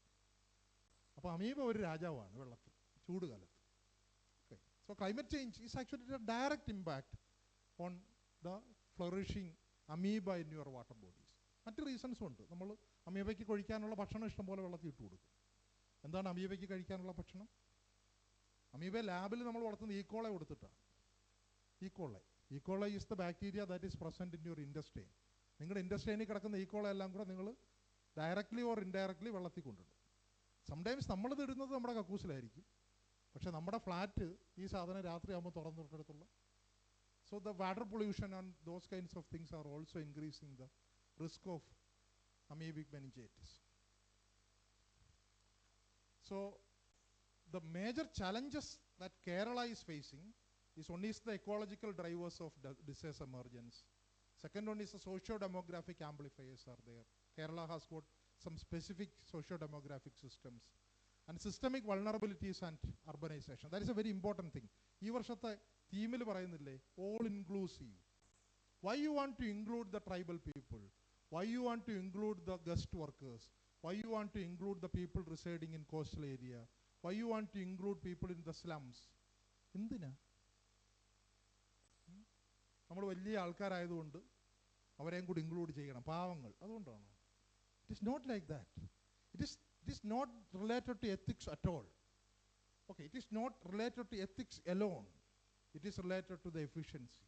You are not, if you are not able to include them, your system is going to fail. Okay, HIV വന്നപ്പോഴേ ആദ്യകാലത്ത് നമ്മൾ HIV സ്റ്റിഗ്മ കുറയ്ക്കാനായിട്ടൊന്നും ചെയ്തില്ല. ഓക്കെ, നിങ്ങൾക്ക് WHO ജോലി കിട്ടാനുള്ള ഏറ്റവും പ്രധാനപ്പെട്ട ഒരു മാർഗം എന്താണെന്നറിയാം? നിങ്ങൾ HIV ഉണ്ടെന്നൊരു സ്റ്റേറ്റ്മെൻറ്റ് കൊടുത്താൽ. ഓക്കെ, സ്റ്റേറ്റ്മെൻറ്റ് മാത്രം കൊടുത്താൽ പരായിരിക്കും, ചിലപ്പോൾ ഒരു ടെസ്റ്റ് ചെയ്ത് നോക്കുമായിരിക്കും. But the probability of getting into maybe international NGOs like WHO will be very high if you are an HIV positive. HIV positive ആണെങ്കിൽ വളരെ വെൽക്കമിങ് ആണ്. എന്തുകൊണ്ടാണ് HIV ഉള്ളവരെ നമ്മൾ വെൽക്കം ചെയ്യുന്നത്? പണ്ട് കാലത്ത് നമ്മൾ HIV ഉള്ളവരെ അകറ്റി നിർത്തിയിരുന്നു അല്ലേ? ഇപ്പോഴും നമ്മുടെ സമൂഹത്തിൽ അത് അകറ്റി നിർത്തുന്നുണ്ട്. HIV ഉള്ളവരെ അകറ്റി നിർത്തിയ എന്താ കുഴപ്പം? HIV ഉള്ളവരെ നിങ്ങൾ അകറ്റി നിർത്തരുത്, അവരെ നിങ്ങൾ ഫ്രണ്ട്സ് ആക്കണമെന്ന് പറയുന്നത് നിങ്ങളുടെ സ്നേഹം കൊണ്ടോ എത്തിക്സ് കൊണ്ടോ അല്ല. HIV ഉള്ളവരെ അകറ്റി നിർത്തിയാൽ എന്താ പ്രശ്നം? എന്താ അവരുടെ HIV സ്റ്റാറ്റസ് നിങ്ങൾക്ക് അറിയാൻ കഴിയില്ല. അപ്പോൾ നിങ്ങൾ എന്ത് ചെയ്യും? അവരുമായിട്ട് മേ ബി ഒരു സെക്ഷൽ റിലേഷൻഷിപ്പ് വരാനുള്ള ചാൻസ് കൂടും. നിങ്ങൾക്ക് റിസ്ക്കാണ് ഒരു കാര്യം. രണ്ട്, അവർ HIV പേടിച്ചിട്ട് അവർ HIV മരുന്ന് കഴിക്കില്ല. ഇപ്പോൾ ഒരു കാലത്ത് നമ്മൾ ഭയങ്കരമായിട്ട് പേടിച്ചിരുന്നു അല്ലേ? നാട്ടിലെല്ലാം HIV വന്നിട്ട് ഒരുപാട് ആൾക്കാർ മരിച്ചു പോകുന്നു. അത്രത്തോളം ആൾക്കാരൊന്നും HIV വന്ന് മരിക്കുന്നില്ലല്ലോ. ഉണ്ടോ? നമ്മൾ ഈ ഡിസീസസിൻ്റെ കണക്ക് പറയുമ്പോൾ HIV അത്ര ഒരു ഭയങ്കര ഒരു പ്രോബ്ലമായിട്ട് നമ്മളിപ്പോൾ ഡിസ്കസ് ചെയ്യുന്നേ ഇല്ല. HIV എന്താ സംഭവിച്ചത്? HIV ആൾക്കാർ മരുന്ന് കഴിക്കാൻ തുടങ്ങിയപ്പോൾ HIV പ്രോബ്ലം കുറഞ്ഞു. അവർക്ക് ഇപ്പോഴും HIV ഉണ്ട്, പക്ഷേ മരുന്ന് കഴിച്ചു അവർ സമാധാനമായിട്ടിരിക്കുന്നു. നമ്മുടെ ഹസ്ബൻഡിന് HIV ഉണ്ട്, നമുക്ക് HIV ഇല്ല. നമ്മുടെ ഹസ്ബൻഡ് മരുന്ന് കഴിച്ചാൽ എന്ത് സംഭവിക്കുക? ഏതെങ്കിലും രീതിയിൽ ഒരു അൺപ്രൊട്ടക്റ്റഡ് സെക്സ് ഉണ്ടായാലും നമുക്ക് HIV വരാനുള്ള ചാൻസ് ഭയങ്കരമായിട്ട് കുറയും. HIV-ക്ക് ആൾക്കാർ മരുന്ന് കഴിച്ചപ്പോൾ HIV-യുടെ ട്രാൻസ്മിഷൻ കുറഞ്ഞു. HIV-ക്ക് ആൾക്കാർ എന്തുകൊണ്ട് മരുന്ന് കഴിച്ചു? അവർക്ക് HIV ഉണ്ടെന്ന് നാട്ടുകാർക്ക് മനസ്സിലായി. HIV ഉണ്ടെന്ന് നാട്ടുകാർക്ക് മനസ്സിലാവുന്നത് നമുക്ക് സേഫാണ്. Similarly there is a lot of infectious diseases. നിങ്ങൾ കുരങ്ങുപനി എന്ന് കേട്ടിട്ടുണ്ടോ? Kyasanur forest disease, that is a biosafety 4 pathogen. It can become may be a pandemic in future. കേരളത്തിലുണ്ടോ അത്? KFD കേരളത്തിലെ 2 ജില്ലകളിലുണ്ട്. One is Wayanad and second one is Malappuram. What is importance of these 2 districts? Forest മാത്രമല്ല, it is actually a disease of tribes.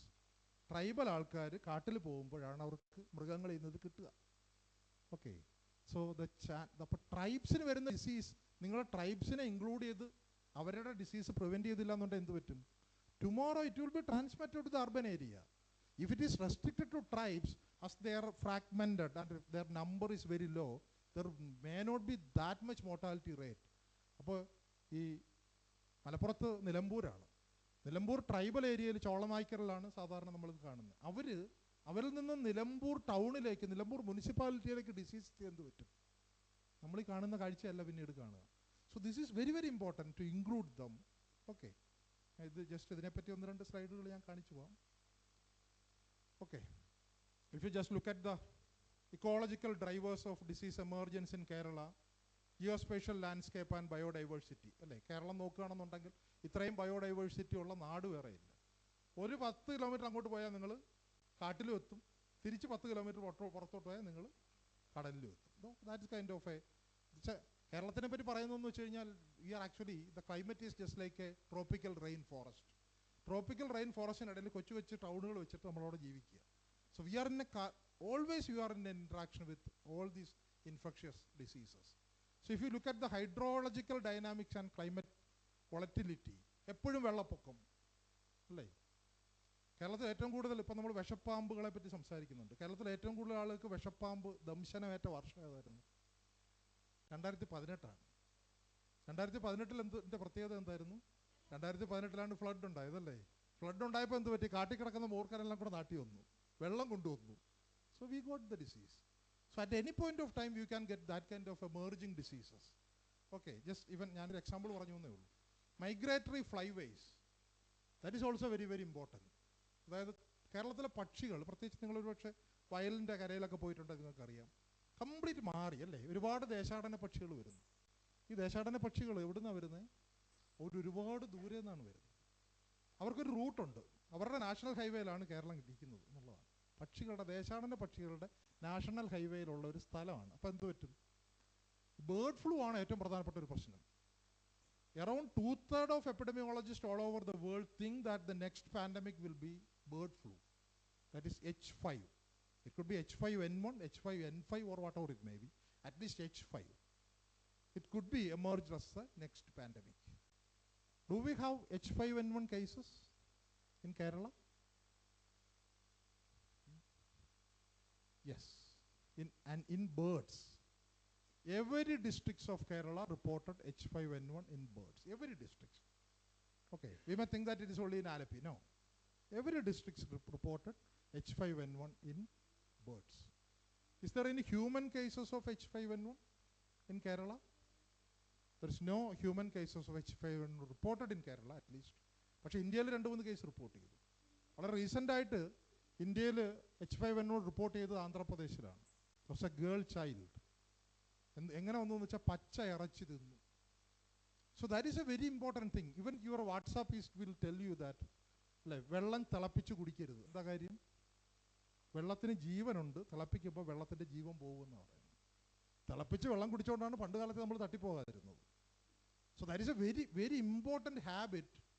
അതിനെതിരെ ഒരുപാട് messages വരും. ചില ആൾക്കാർ പറയും പച്ചയ്ക്ക് മീനെ തിന്നാൻ പറയും. നിങ്ങളുടെ നാട്ടിലുള്ള ഇതില്ലേ, ഒച്ചില്ലേ, ഒച്ചിനെ പച്ചയ്ക്ക് തിന്നുന്നത് ഞാൻ കണ്ടിട്ടുണ്ട് യൂട്യൂബിൽ. ഇപ്പം നിങ്ങൾ, ഞാൻ ഫുൾ ടൈം മറ്റേ നിങ്ങൾ കണ്ടിട്ടുണ്ടോ ഒച്ചിനെ പച്ചയ്ക്ക് തിന്നുന്നത്? ഇതൊരു വളരെ കാണുമ്പോൾ നമ്മൾ അതിനാണ് കൂടുതൽ ടൈം സ്പെൻഡ് ചെയ്യുക. അത് കൊള്ളാമല്ലോ, ഒച്ചിനെ. അപ്പം നമ്മൾ പോകുമ്പോൾ ഒരു ഒച്ച് പോകുന്നു, കൊച്ചിനെ പച്ചയ്ക്കുന്ന എന്തെങ്കിലും കുഴപ്പമുണ്ടോ? റാറ്റ് ലങ് ഫ്ലൂക്ക് എന്ന് പറഞ്ഞിട്ട് ഒരു വേമുണ്ട്. ആ വേം പണ്ട് കാലത്ത് അതിൻ്റെ ഇൻ്റർമീഡിയറ്റ് ഹോസ്റ്റ് നമ്മൾ ഈ പറയുന്ന ഈ ഉടുമ്പില്ലേ, ഉടുമ്പ് അതിൻ്റെ ഒരു ഇൻ്റർമീഡിയറ്റ് ഹോസ്റ്റ് ആയിരുന്നു. പണ്ട് കാലത്ത് നമ്മുടെ നാട്ടിലൊരു ഒരു ചടങ്ങുണ്ട്, ഉടുമ്പ്. പീപ്പിൾ യൂസ് ടു ഈറ്റ് ഉടുമ്പ്. Recently there is a film, Dooradarshini. You saw that film, Sookshmadarshini or Dooradarshini. Okay, in that it is showing that they are just consuming udumbu. Okay, ആസ്മയുടെയൊക്കെ ചികിത്സ എന്നുള്ള നിലയിൽ ഉടുമ്പിൻ്റെ രക്തം കുടിക്കുമായിരുന്നു. So this disease is actually a dangerous disease, but now there is no much udumbu in our world. So this parasite has found another intermediate host, that is your African snail. So that is the importance of African snail. You get rid of the African snail from your territory because it can harbor some kind of worms. Sometimes your vegetables may be contaminated. So that is the importance of wash your vegetables, especially if you are making salads. Wash your vegetables thoroughly, even if you are collecting it from your garden. കാരണം അതിന് മുമ്പ് ചിലപ്പോൾ ഒച്ച അതുവഴി പോയിട്ടുണ്ടാവും. Sometimes the worm will be there in the. അതുകൊണ്ട് salad കഴിക്കേണ്ടെന്നല്ല പറയുന്നത്, നന്നായിട്ട് കഴുകിയിട്ട് കഴിക്കുക. Okay, so if your maybe ഒച്ച can be there in your overhead tank, the water coming from the tank may be contaminated. So at least filter it before you drink. Ideally you boil it before you drink. Okay, ഞാൻ ഇതിലേക്കൊന്നും പോകുന്നില്ല because we don't have that much time. So this is a typical Kerala terrain, and you can see that our hilly areas there are bats and Nipah prone areas. So this is that second one, that your rainfall. What happened to your rainfall? What happened to your total rainy days? There is a typical pattern of rainfall in Kerala. One is the total number of rainy days where came down. At an average of 150 rainy days were in for Kerala, but now it is reduced to 125 days. In Trivandrum you may not feel, because in Trivandrum classically the rainfall is low. Okay, even before, maybe before 50 or 20 years, the rainfall is somewhere around 100 days or less than 100 days. But if you just go to the northern part of Kerala, the rainy days came down. From 150 days, the total number of rainy days, a certain average, it is 125 days. We lost somewhere around 24 rainy days. But what happened to your total rainfall? It has not changed. At least it is the same, or sometimes there may be slight increase. So increase in rainfall, but the number of rainy days came down. ഇത് കാരണം എന്താ സംഭവിക്കുന്നത്? മഴയുടെ amount കൂടുകയും മഴ ദിനങ്ങൾ കുറയുകയും ചെയ്തുകൊണ്ട് എന്താ കുഴപ്പം? The number of days between two rains increased. So it will end up in huge outbreaks of dengue fever, mosquito-borne diseases. കാരണം മസ്കിറ്റോയ്ക്ക് മഴ പെയ്തുകൊണ്ടേ ഇരുന്നു കഴിഞ്ഞാൽ കൊതുകിന് എന്ത് പറ്റും? മഴ പെയ്യുന്നത് കൊതുകിന് ഇഷ്ടമാണ്, പക്ഷെ മഴ പെയ്തുകൊണ്ടേ ഇരിക്കുന്നത് കൊതുകിന് ഇഷ്ടമല്ല. കാരണം എന്ത് പറ്റും വെച്ച് കഴിഞ്ഞാൽ ആദ്യത്തെ സ്ഥലത്ത് പോയത് കൊതുക് മുട്ടയിടും, രണ്ടാമത്തെ മഴയ്ക്ക് അതെല്ലാം കൂടെ ഒലിച്ചു. Okay, but if there is intermittent rain, the mosquito-borne diseases will get increased. If there is rainfall, കേരളത്തിൽ ഏറ്റവും കൂടുതൽ ആൾക്ക് എലിപ്പനി വന്ന വർഷം ഏതായിരുന്നു? ഏത് വർഷം കേരളത്തിൽ ഏറ്റവും കൂടുതൽ ആൾക്ക് എലിപ്പനി വന്നത്? Just guess. 2018, because there is huge rainfall, water shedding. Okay, കേരളത്തിൽ എല്ലാ ഡിസീസും കൂടും ഈ ഒരു ജസ്റ്റ് ഈ പാറ്റേൺ കൊണ്ട്. അത് പറഞ്ഞു എന്നേ ഉള്ളൂ.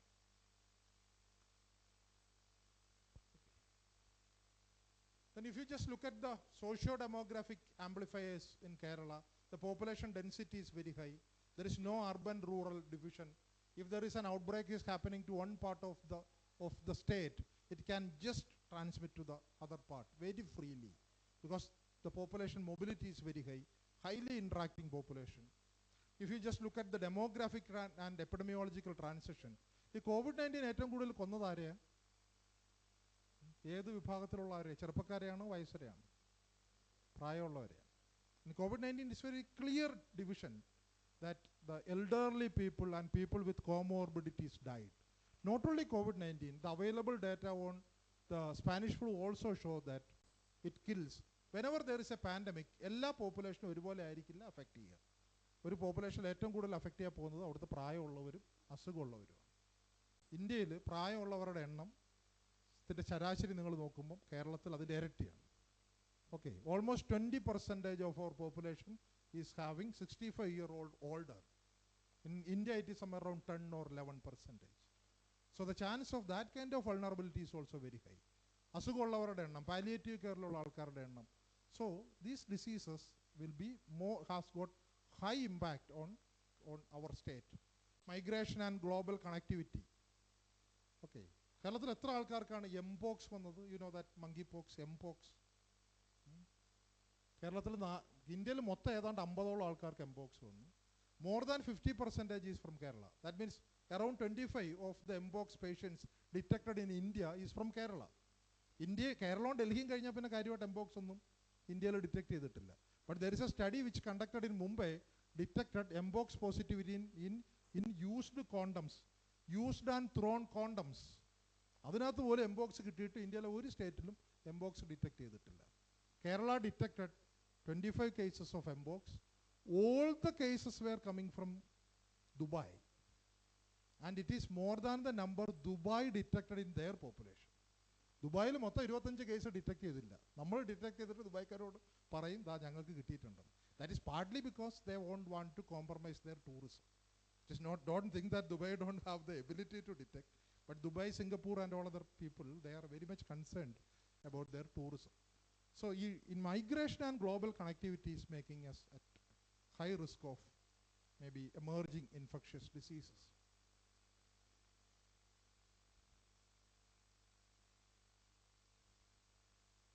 And if you just look at systemic vulnerability also, Kerala is very important. So rapid urbanization and our environmental health that we have discussed something.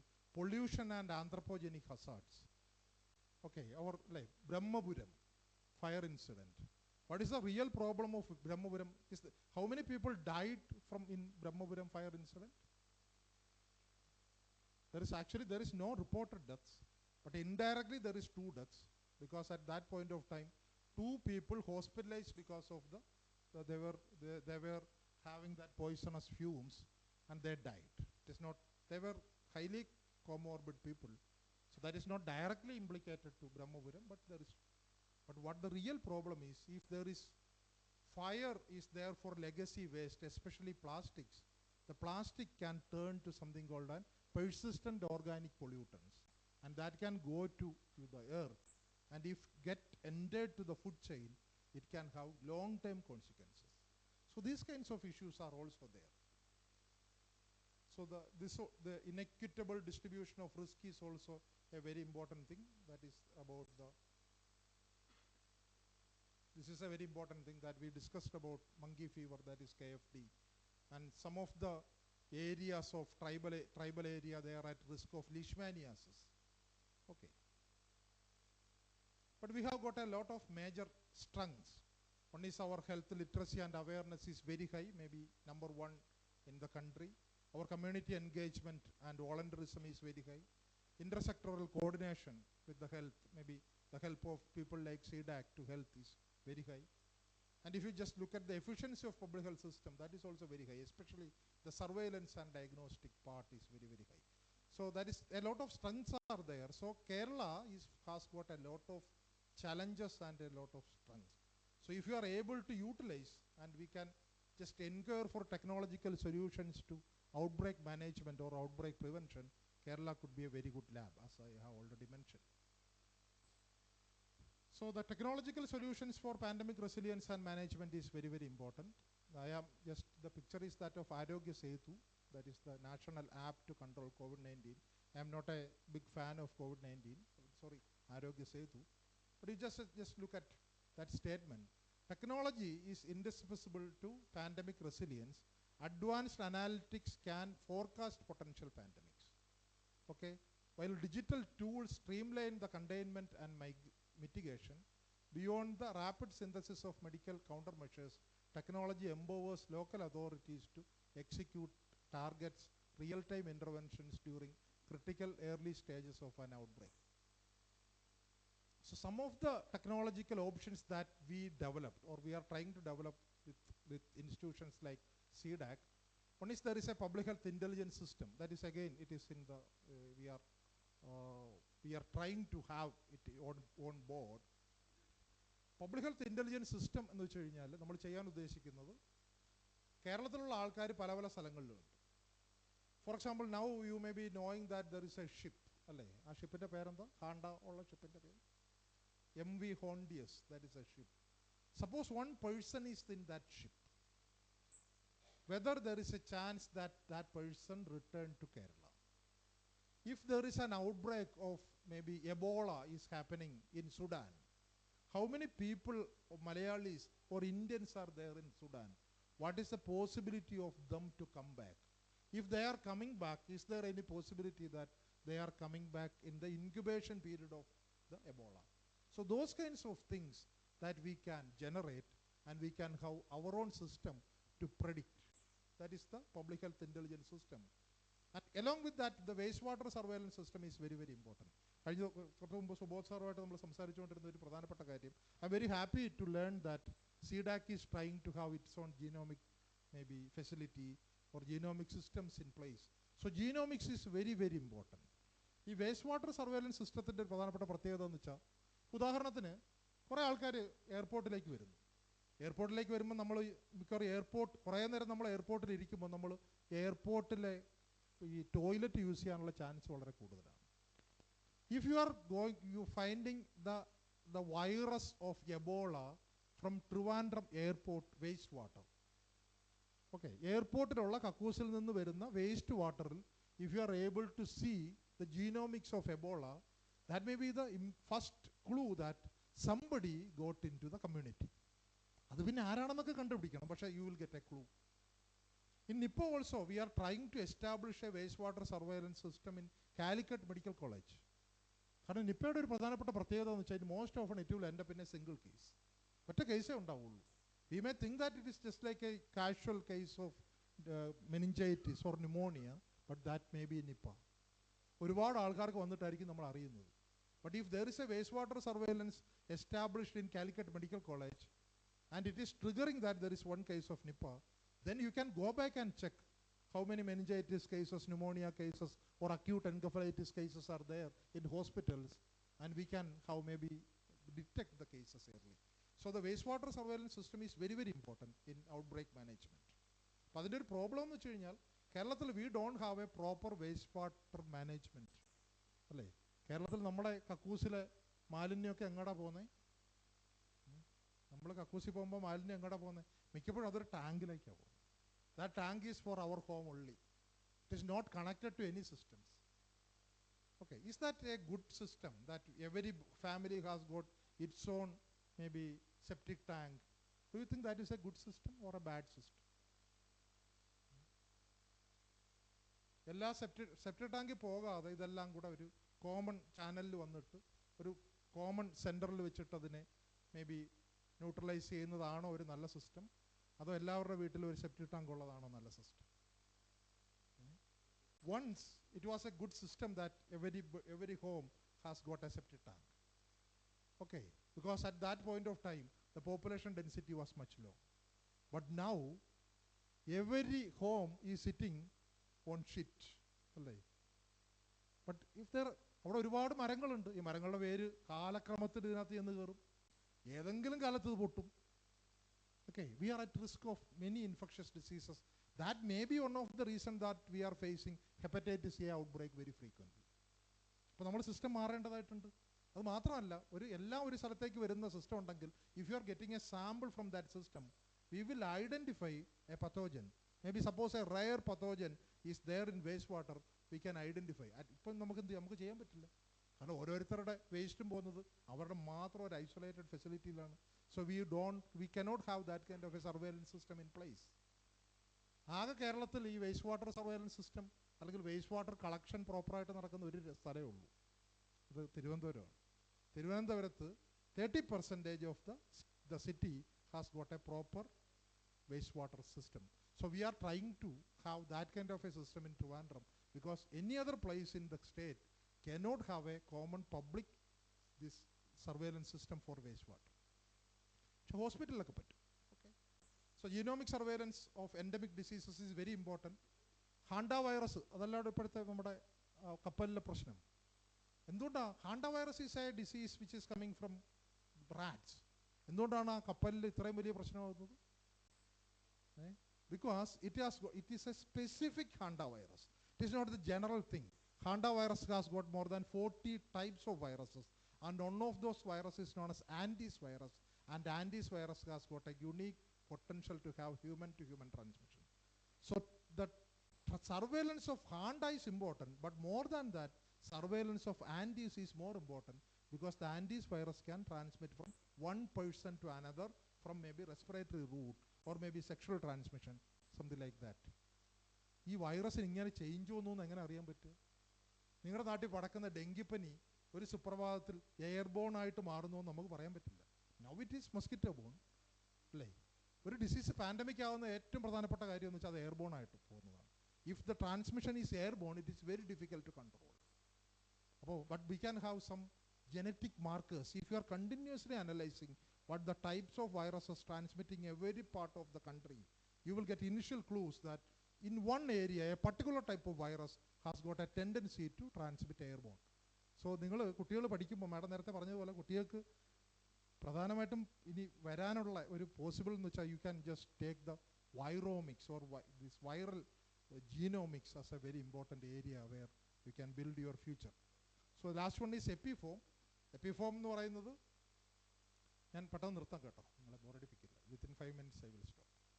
Okay, Epiform എന്ന് പറയുന്നത് CDAC-ഉമായിട്ട് ചേർന്നിട്ട് പല ഡേറ്റ പല സ്ഥലത്തു നിന്നുള്ള may be data from forest, may be data from health, data from animal husbandry, ഇതെല്ലാം കൂടെ പുള്ള് ചെയ്തിട്ട് ഈ ഡിസീസ് മോഡൽ ചെയ്തിട്ട് ഡിസീസിനെ പ്രെഡിക്റ്റ് ചെയ്യാൻ വേണ്ടിയിട്ട് നമ്മൾ പ്ലാൻ ചെയ്യുന്ന ഒരു, ഇപ്പം മണിസാറൊക്കെ അതിൻ്റെ പ്രധാനപ്പെട്ട ആളാണ്. So we are trying to have that kind of a modeling. So this is different types of models. I'm not going to discuss these things now. These are different types of mathematical models that we can have to predict disease outbreaks.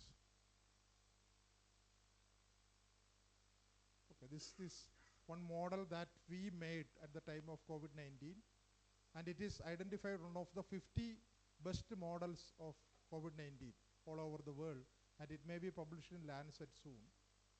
So this was the model that we made, and this was our prediction, and we predicted that our control measures are good. The daily number of detection will be, at the peak it will be somewhere around 1 lakh or more than 1 lakh. So this was the actual data. It has almost touched. So this is very important. നമുക്ക് നേരത്തെ തന്നെ ഒരു pandemic വന്നു കഴിഞ്ഞു, ഇനി ഒന്നും ചെയ്യാൻ പറ്റില്ല എന്നുണ്ടെങ്കിൽ അത് എത്ര കേസ് വരും, അതിനകത്ത് എത്ര ക്രിട്ടിക്കൽ ഇവൻറ്റ്സ് ഉണ്ടാവും എന്നുള്ളത് നമുക്ക് നേരത്തെ മോഡൽ ചെയ്യാൻ പറ്റും. കൃത്യമായിരിക്കില്ല, പക്ഷേ നമുക്ക് മോഡൽ ചെയ്ത് കഴിഞ്ഞാൽ we can have a planning.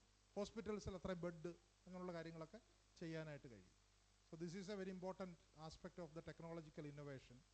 This is another modelling that is a more complex model that developed by Nivedi, by Dr. K.P. Suresh, to predict Nipah transmission. So Nipah is a complex disease. It can transmit. So the Nipah may be transmitted from bats to bats. In second phase, bats may be contaminating your fruits. And from fruits, the human transmission could be there. There could be human-to-human transmission. So all these things were modeled in this particular study. Okay. So again, I just discussed about epiform. So this is the key message. Again, it's the World Health Day theme, that together for health and stand with science. Madam's presentation was also a good proportion of that presentation. She was discussing about human health, how it could be used for spatial travel and thing, and the researches that is conducted in the context of spatial medicine, how could it could be used maybe in critical care and all. So this is a very important message I want to communicate to you. Again, thank you for the opportunity for being here.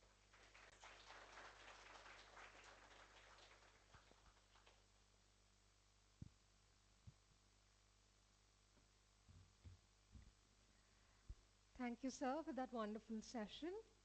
As part of the National Technology Day celebrations, a science and technology quiz competition was organized during the summer school camp conducted by the State Central Library, Kerala, on the 21st of April 2026.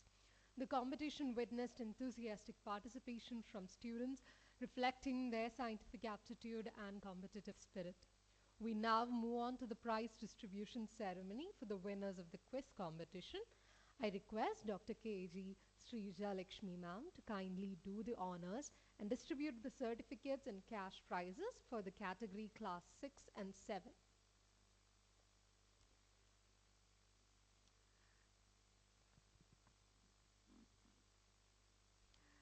The first prize goes to K.S. Gautam Krishna from Shantiniketan School, Kunnupuram.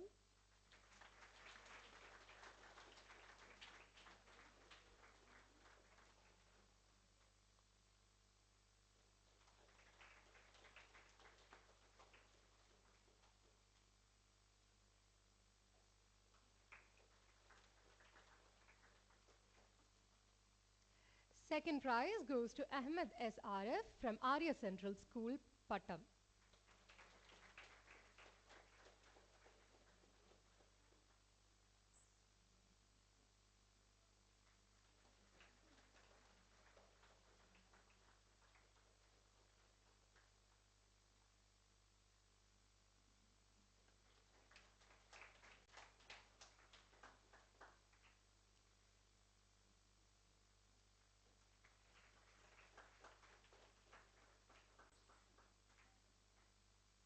Third prize goes to Mahadev S. from Chinmay Vidyalaya, Artigal.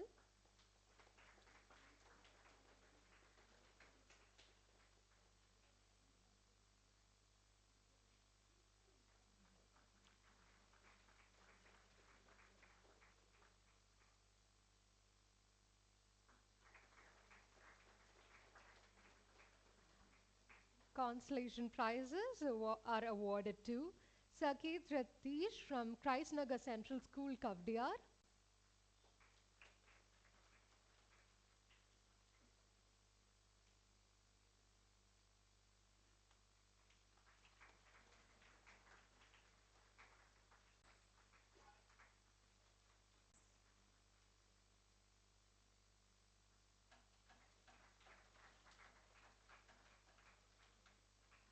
Anya Fatima Ismail from Lekolak Chambaka School, Silver Rocks.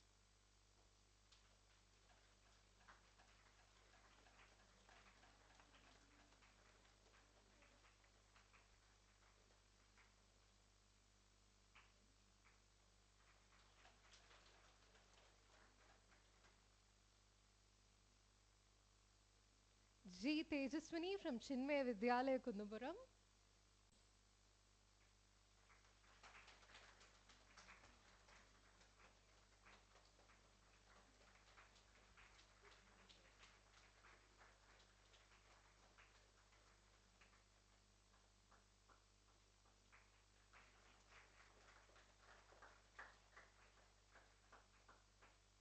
And Aisha Ajwa CP from Government GHSS, Manakad.